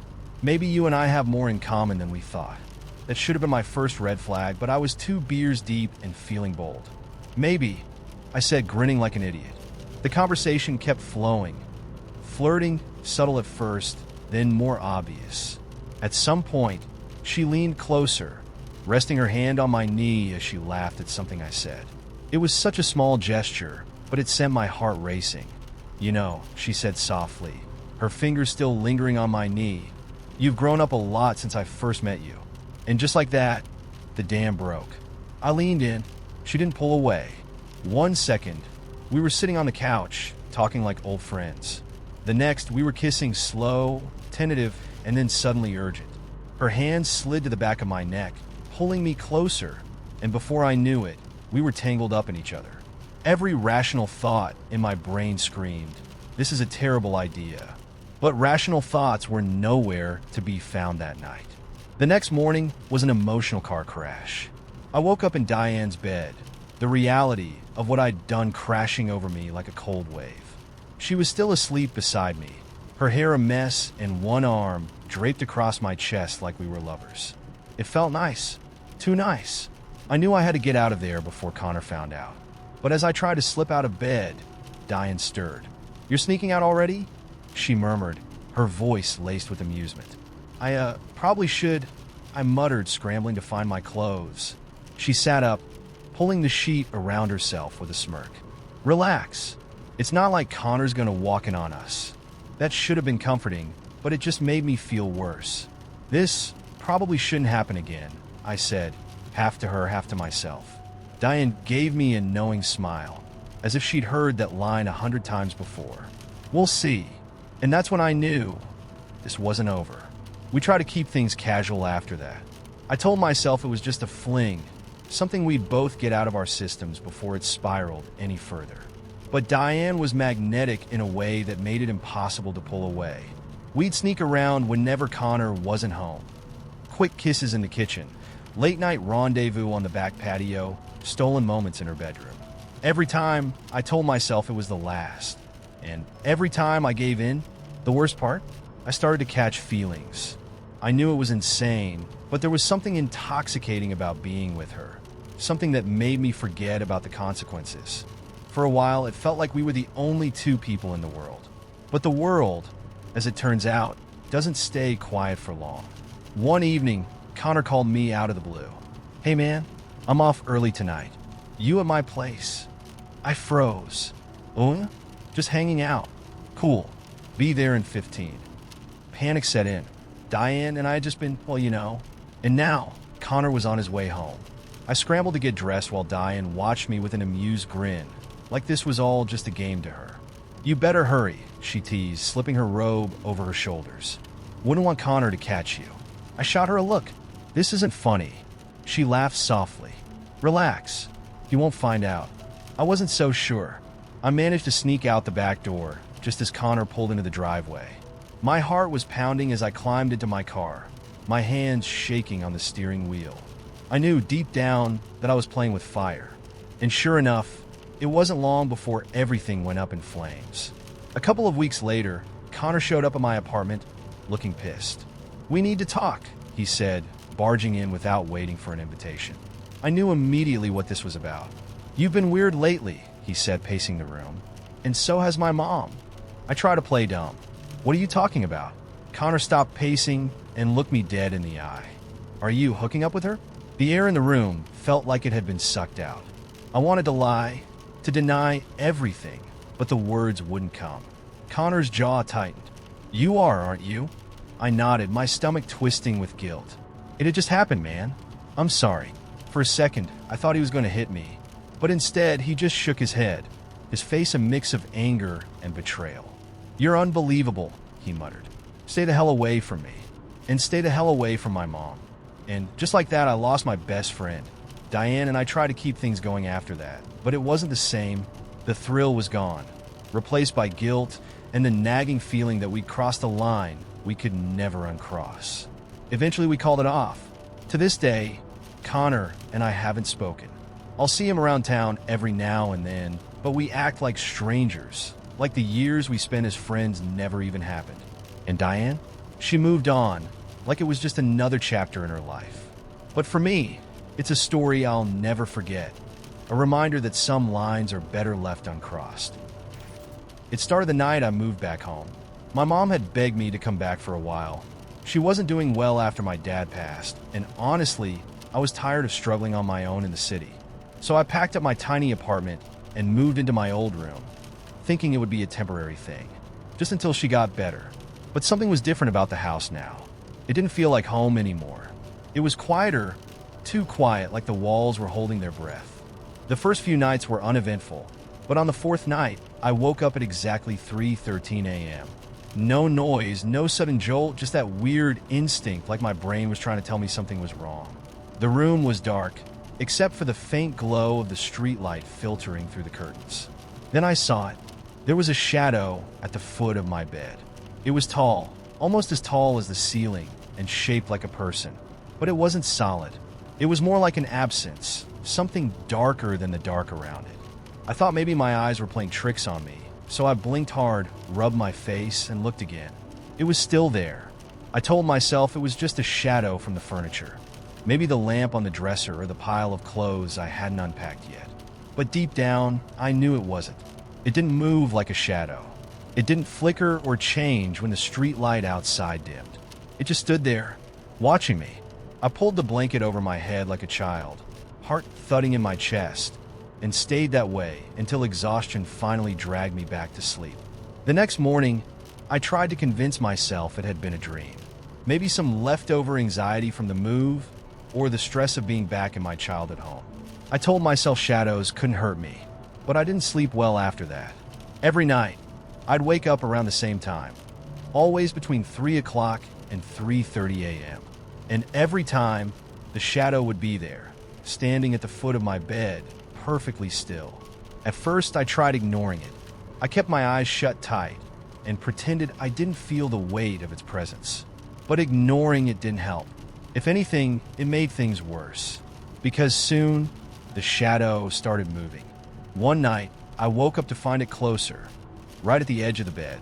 I could feel the cold radiating from it, seeping through the blanket, chilling me to the bone. I didn't move, didn't even breathe, afraid that if I did, it would climb into the bed with me. The next morning, I tried telling my mom about it, hoping she'd laugh and tell me it was nothing. But when I brought it up, her expression changed. Her face went pale, and she looked away, wringing her hands nervously. "You saw it too?" she whispered. My blood turned to ice. She told me she'd seen it a few times, always late at night, always at the foot of her bed. She thought it was just her grief playing tricks on her mind, or maybe sleep paralysis. She never told me because she didn't want to scare me. "I thought it would stop once you came home," she said softly, her voice trembling. "I thought maybe it just wanted me to be alone." That night, I locked my bedroom door. It didn't make me feel safer. The shadow was waiting for me, as always. But this time, it wasn't standing at the foot of the bed. It was sitting in the chair by the window. I could barely make out its shape, but I knew it was watching me. Its outline was sharper now, more defined. I could see the curve of its shoulders, the tilt of its head. And I swear, as I lay there frozen in fear, it leaned forward slightly, like it knew I was awake. The worst part was the feeling. It didn't feel like a ghost or some harmless figment of imagination. It felt wrong, like it didn't belong in this world, like it was something ancient, waiting for the right moment to do something horrible. I didn't sleep at all that night. The next morning, I told my mom I couldn't stay in the house anymore. She didn't argue. She just nodded, looking relieved, like she'd been waiting for me to say it. We packed up my things that day, and I moved into a friend's place across town. I thought that would be the end of it. I thought once I left the house, the shadow would stay behind. But I was wrong. A few nights later, I woke up in my new room, heart pounding for no reason. It was a different bed, a different house, but the same cold dread crept over me. Slowly, I turned my head toward the corner of the room, and there it was, the shadow.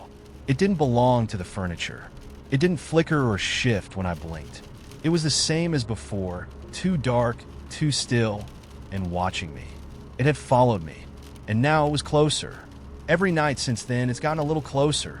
I don't know what it wants, and I don't know how to stop it. All I know is that one night, I'll wake up, and it'll be right next to me. And when that happens, I don't think I'll wake up again. It's one of those days where nothing is going right. My coffee this morning tasted burnt. I somehow managed to lose a sock before putting laundry in the machine, and now I'm dragging my tired self through the grocery store because I've got no food at home besides ketchup packets and a questionable bag of spinach. The fluorescent lights hum annoyingly, and I can't decide if it's my bad mood making everything worse or if every aisle is genuinely packed with people who forgot how to walk properly.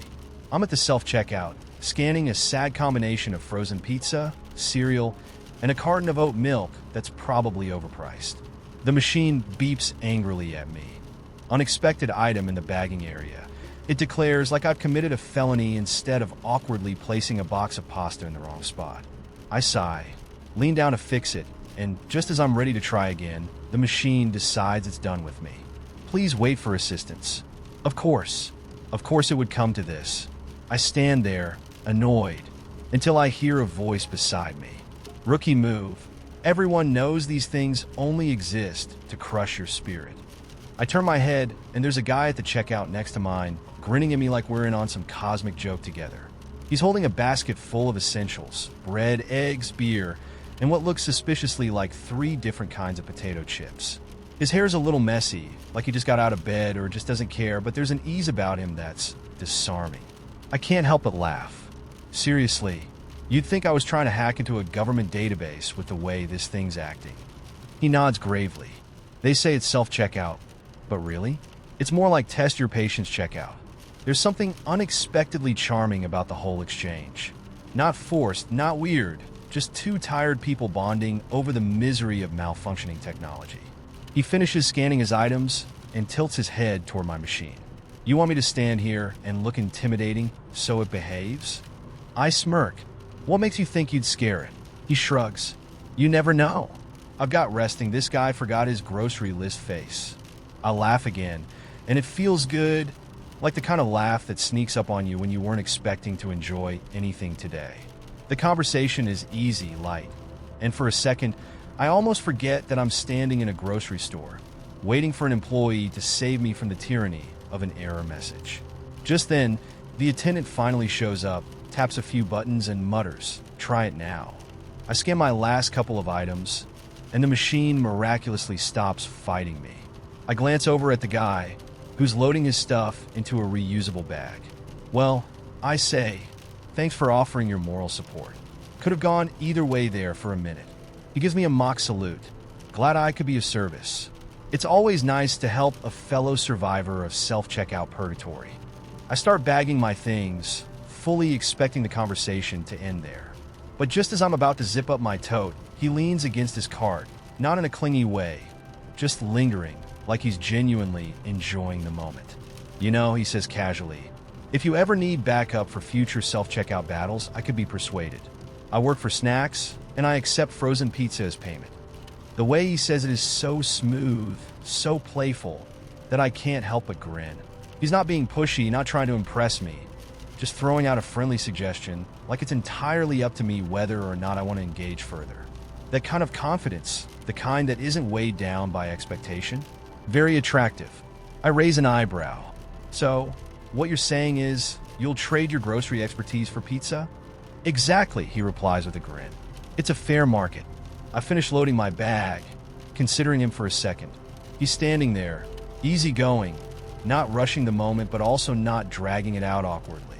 It's rare to meet someone who knows how to make small talk without it feeling like a sales pitch. All right, I say, you drive a hard bargain, but I do have frozen pizza, so I might just have to take you up on that. He smiles, not too big, just enough to say gotcha. Then, without missing a beat, he pulls a small receipt from his pocket and scribbles something on the back of it. Here, he says, handing it over, in case you need a co-pilot for your next grocery mission. I take the paper, glancing at his neat handwriting. It's just his name, Eli, and a phone number. Simple.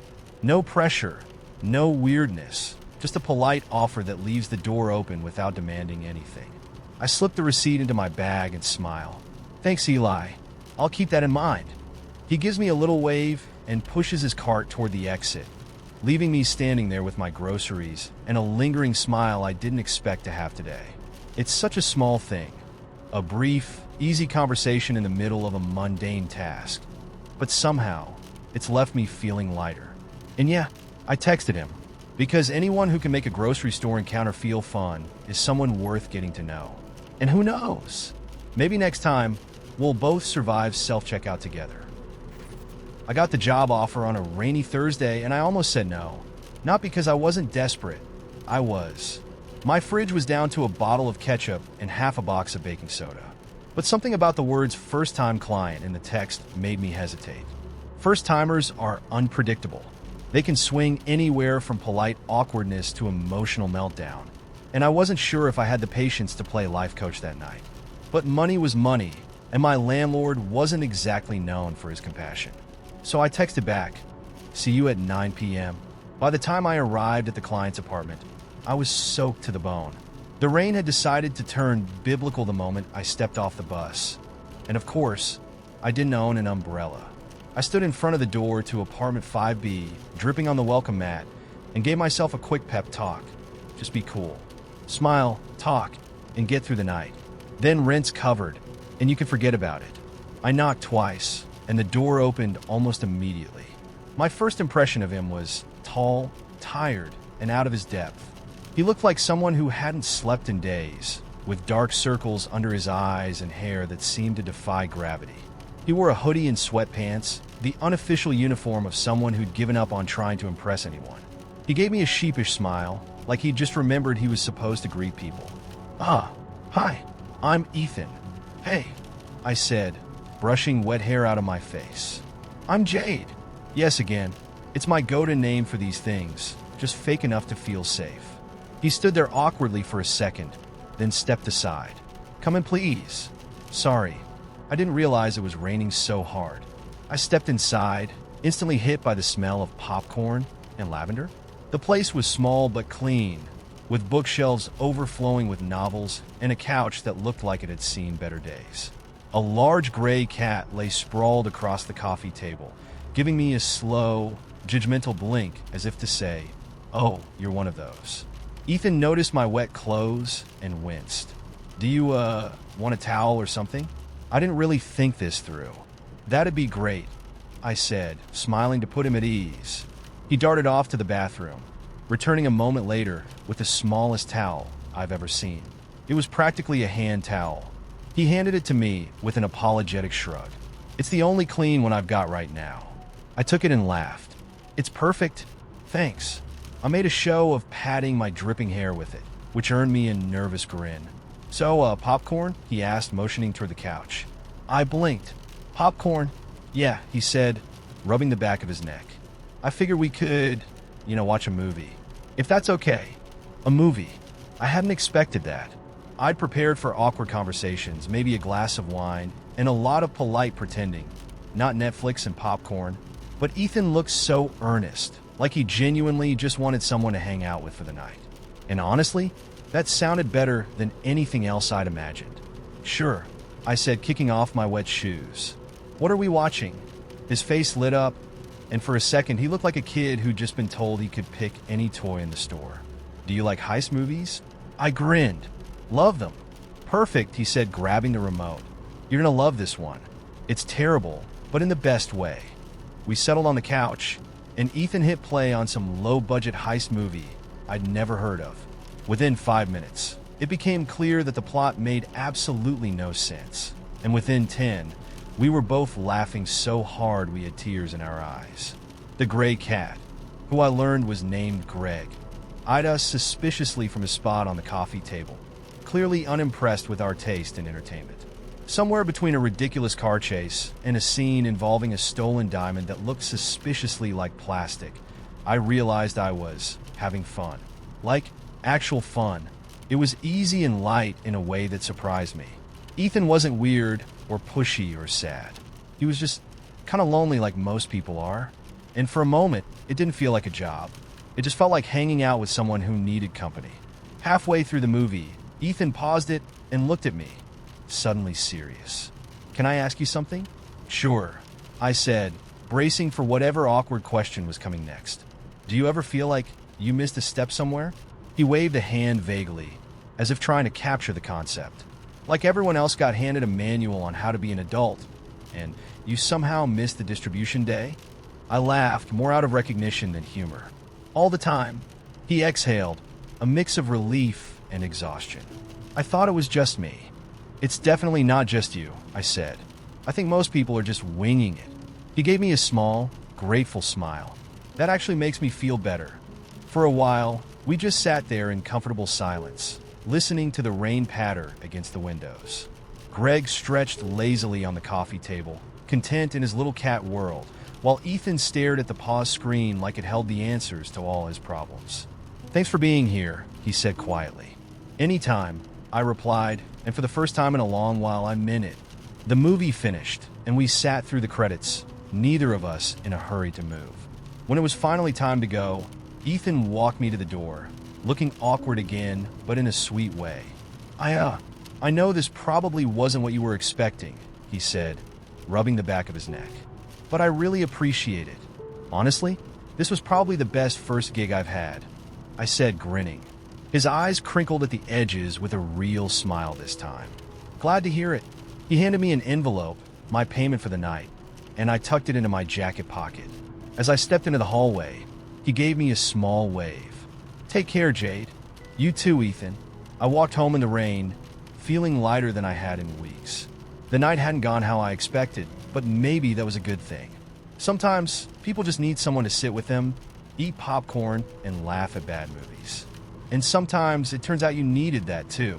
As I reached my building, I pulled out the envelope and found a little extra tucked inside. A handwritten note on a scrap of paper. "Thanks for the company. You're good at this." I smiled, tucked the note back into my pocket, and climbed the stairs to my apartment. One night, I thought to myself, just one night, but maybe sometimes that's all you need. I don't know what it is about ladders. They look innocent enough, just some rickety metal steps, right? But every time I use one, I get the feeling it's plotting something. If ladders had emotions, they'd be filled with spite. And as I learned the hard way, they're not to be trusted. It all started with a flickering light bulb in my hallway. No big deal. I've changed light bulbs before, and I wasn't about to call an electrician to handle something I could knock out in 5 minutes. So I grabbed my trusty aluminum ladder from the garage, propped it up beneath the fixture, and got to work. Easy peasy. Now, this ladder and I have a complicated relationship. It's been with me for years, mostly gathering dust in the corner of the garage. But every time I use it, it makes me regret my life choices. The legs wobble. The steps feel a little too narrow. It gives off the kind of energy that says, I could collapse at any moment and it would be hilarious. But did I listen to that instinct? No, of course not. Like every idiot who thinks they're invincible, I climbed up anyway. Everything was fine at first. I got to the top, unscrewed the dead bulb, and fished a new one out of my pocket. I was feeling pretty good about myself. Actually, you know that feeling when you're doing something simple, but you still feel like a genius? That was me standing on the top step, feeling like Bob freaking Vila. That's when things took a turn. As I twisted the new bulb into place, the ladder gave a tiny, almost imperceptible shift. Just a little wobble, like a friendly nudge to remind me that gravity is a thing. I paused, tightening my grip on the light fixture. Easy now, I told myself. Don't panic. I took a deep breath, finished screwing in the bulb, and thought, okay, time to climb down. But the moment I shifted my weight to step off the ladder, it betrayed me. The left leg decided it had had enough. It slipped on the hardwood floor with a metallic shriek, and suddenly, the whole ladder tipped sideways. I felt that awful, stomach-plunging sensation of free fall, like the universe had hit the drop button on a carnival ride I didn't sign up for. For a brief, stupid moment, I thought, maybe I can ride this out. Like I could somehow surf the ladder all the way down, land gracefully, and laugh it off. But no, physics had other plans. The ladder twisted beneath me, and I fell hard. 1 second I was on top of the world, and the next I was airborne, plummeting toward the unforgiving floor. My elbow hit the edge of the hallway table, and my hip slammed into the ground with a thud that rattled my teeth. I lay there for a second, stunned, waiting for my brain to catch up with my body. The ladder, that treacherous hunk of metal, lay next to me, completely unbothered by the chaos it had caused. Pain shot through my side, radiating from my hip all the way down my leg. My arm throbbed where it had hit the table, and I could already feel a nasty bruise forming. But the worst part? The goddamn light bulb I just installed was flickering again. I stared up at it, lying flat on my back, and thought, this is it. This is how I die. Killed by a faulty light bulb and an evil ladder. The obituary would be humiliating. Died attempting home improvement. Survived by a ladder with a grudge. After a few moments of lying on the floor and contemplating my life choices, I tried to move. My hip screamed in protest, and my elbow felt like someone had taken a hammer to it. But I was alive, bruised and humiliated, but alive. I let out a long, shaky breath and whispered to the ceiling, "You win this round." Getting up was its own challenge. I had to roll onto my side, groaning like an old man, and crawl to the nearest chair to haul myself upright. The ladder, still sprawled on the floor like a crime scene victim, seemed to mock me. I limped over to it, glaring. "You're going back in the garage," I muttered. "And you're staying there." When I finally made it to the couch, I texted my friend Mike. "Just fell off a ladder. Might have broken my hip. Can I sue the ladder?" Mike responded almost instantly. "Did you read the safety warning?" I glanced over at the ladder, which did indeed have a bright yellow sticker plastered on one of the legs. It read, "Warning, do not stand on the top step.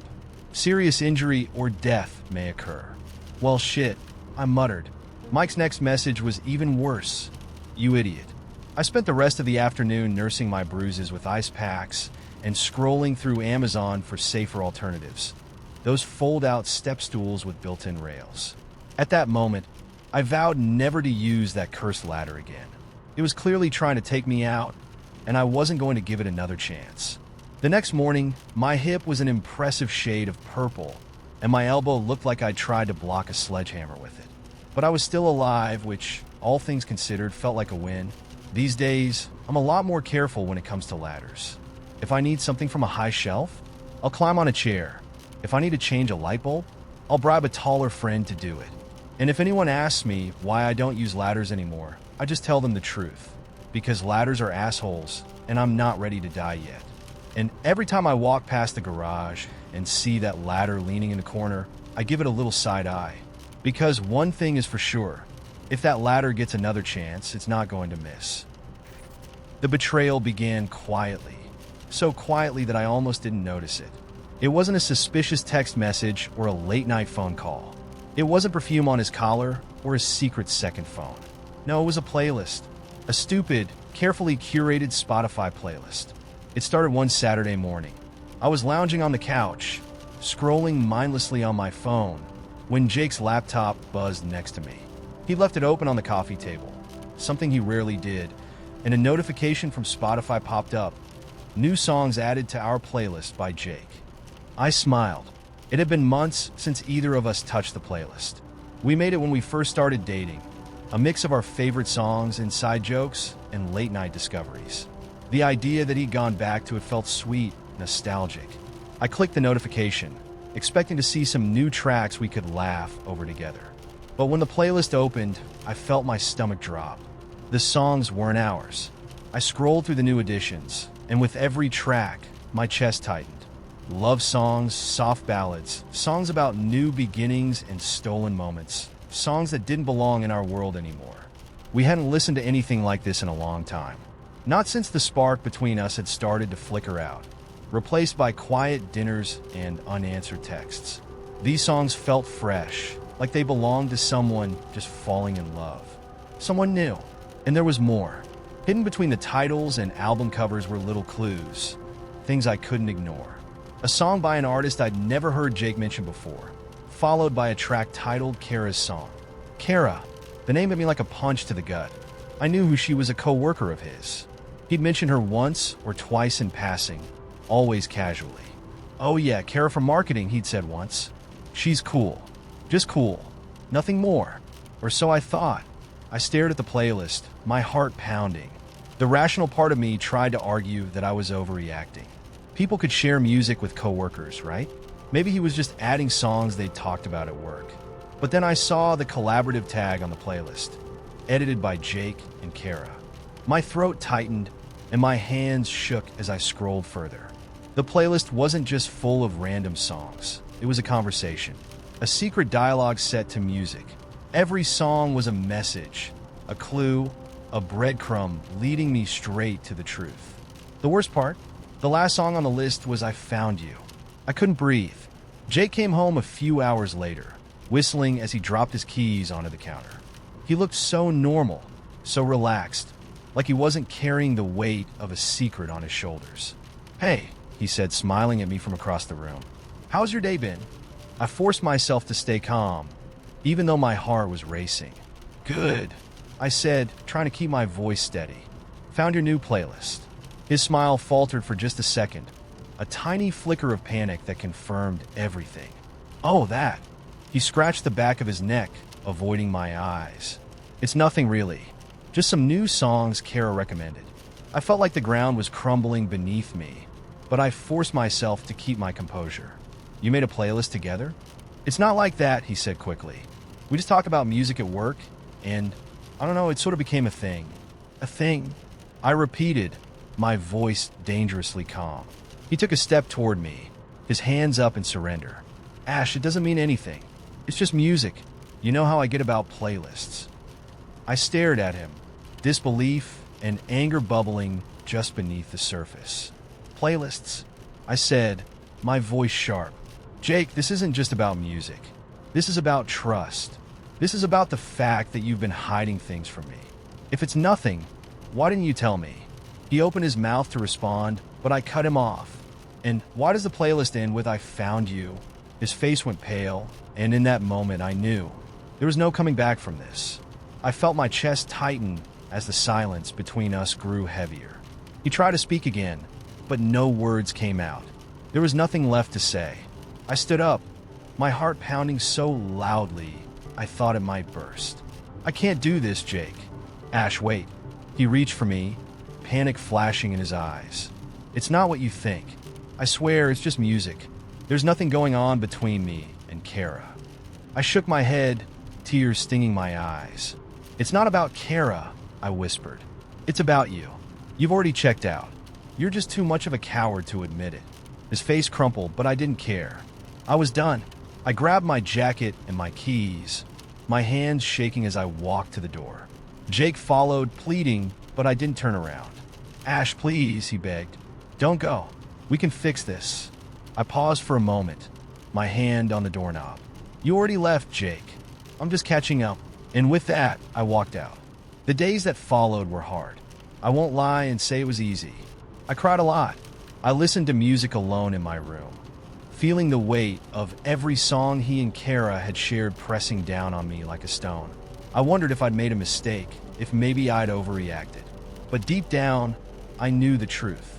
Jake had already let me go long before I found that playlist. It was just up to me to finally walk away. Weeks later, I made a playlist of my own. No love songs, no secret messages, just songs that made me feel good. Songs about strength and moving on. It wasn't for Jake. It wasn't for anyone but me. And for the first time in a long time, I felt free. A couple of years ago, I was driving home from a friend's cabin deep in the woods. It was already late, close to midnight, and the thought of a long drive on those empty back roads wasn't exactly appealing. I was exhausted, and the narrow, winding roads didn't help. My GPS said it would take me 2 hours to get home, but about 20 minutes into the drive, I saw a message pop up. "Faster route available. Save 25 minutes." I clicked on it without thinking. I'd driven to the cabin a couple of times before, but wasn't familiar enough with the area to notice every road. If it got me home faster, I was all for it. The new route took me off the paved road and onto a dirt one, cutting through dense forest. I figured it was one of those little rural shortcuts, gravel roads that locals know but aren't marked on maps. At first, everything seemed fine. The road was bumpy and narrow, with tall trees crowding both sides, but I didn't mind. I was just happy to get home sooner. But as I drove deeper into the forest, the road seemed to change. It narrowed even more, and the trees grew thicker, their branches arching overhead like a tunnel. My headlights only illuminated a small patch of road ahead, and everything beyond that was pitch black. No streetlights, no houses, just endless woods. After a while, I noticed something strange. The road wasn't marked by any tire tracks. It looked and used like no one had driven down it in a long time. That's when the feeling started. You know that sensation when you're being watched? That creeping awareness at the back of your mind? It hit me suddenly, as if something in the woods had taken notice of me the second I entered. I told myself it was just the isolation getting to me. Being alone in a forest at night messes with your head, but the feeling wouldn't go away. I kept driving, hoping the road would reconnect to the main highway soon. But it didn't. It seemed to stretch on endlessly, twisting and turning deeper into the woods. The farther I went, the more my unease grew. I kept glancing in my mirrors, half expecting to see something, someone following me. And then I noticed the first strange thing. There was a sign on the side of the road, old and faded, almost hidden by vines. I slowed down to get a better look. It read, "Do not enter after dark." A chill ran through me. There was no explanation, no reason, just those words printed in worn, weathered letters. I kept driving, telling myself it was just some old abandoned trail marker, something meant for hikers, not drivers. But I couldn't shake the sense that I had made a mistake by coming this way. The road grew even rougher, filled with potholes and fallen branches. It felt like the forest was closing in around me, as if the trees were deliberately leaning closer. I could barely see beyond the glare of my headlights, and every shadow between the trees seemed to ripple with movement. Then I saw something up ahead. At first, I thought it was a fallen log blocking the road. But as I got closer, I realized it wasn't a log. It was a deer. Or at least, it looked like one. It was lying perfectly still in the middle of the road, its legs bent at awkward angles. Its eyes were wide open, staring blankly into the dark, and there was something wrong about it. Its body looked twisted, almost too thin, like it had been stretched beyond its natural shape. I slowed the car to a crawl, unsure of what to do. I didn't want to drive over it, but the road was too narrow to go around. As I sat there, gripping the wheel, the feeling of being watched grew stronger. Then the deer moved. It didn't get up or struggle. It just twitched slightly like a puppet with its strings being pulled. Its head jerked unnaturally to the side, and its mouth opened wide, wider than any animal's mouth should be. And then it smiled. I slammed the gas pedal, swerving around the thing, the tires kicking up dirt as I sped past. My heart was pounding so hard I thought it might burst. I didn't dare look in the rearview mirror. I knew I didn't want to see what that thing was doing. The road seemed to stretch on forever, winding deeper and deeper into the forest. I kept driving, praying I'd find a way out soon. The trees were so dense now that they blocked out the moonlight entirely, leaving me in a narrow tunnel of darkness.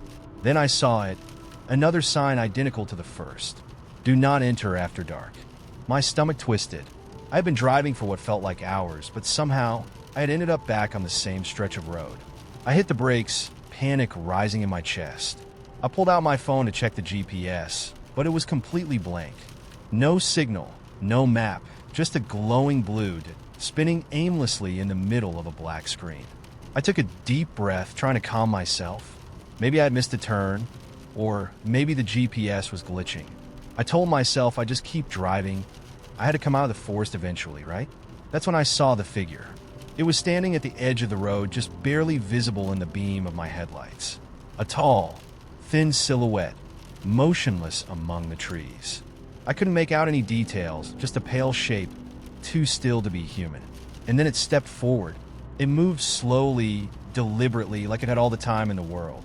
As it came closer, I realized something horrifying. It wasn't walking. It was gliding, its feet never touching the ground. I slammed the gas pedal again, the tires screeching as I sped down the road. The figure didn't chase me, but I could feel it watching, tracking me through the trees. And then the road started to change. The dirt beneath my tires turned to gravel, and the dense forest began to thin. I let out a shaky breath as I saw headlights up ahead. Civilization. I had made it out. I pulled onto the main highway, my heart still racing, and didn't stop until I reached a brightly lit gas station miles away. I parked the car, gripping the steering wheel so hard my knuckles turned white, trying to convince myself that it was over. But as I sat there, catching my breath, I noticed something in the rearview mirror. A single twig, no bigger than a pencil, was lying on the back seat. I hadn't stopped the car since I left the forest. There was no way anything or anyone could have gotten inside. I grabbed the twig with shaking hands and threw it out the window. Then I drove home, refusing to look in the mirror for the rest of the ride. To this day, I have no idea what that road was or what I saw in the woods, but I've never used a shortcut since. And whenever my GPS offers me a faster route, I ignore it. Some places you just aren't meant to find.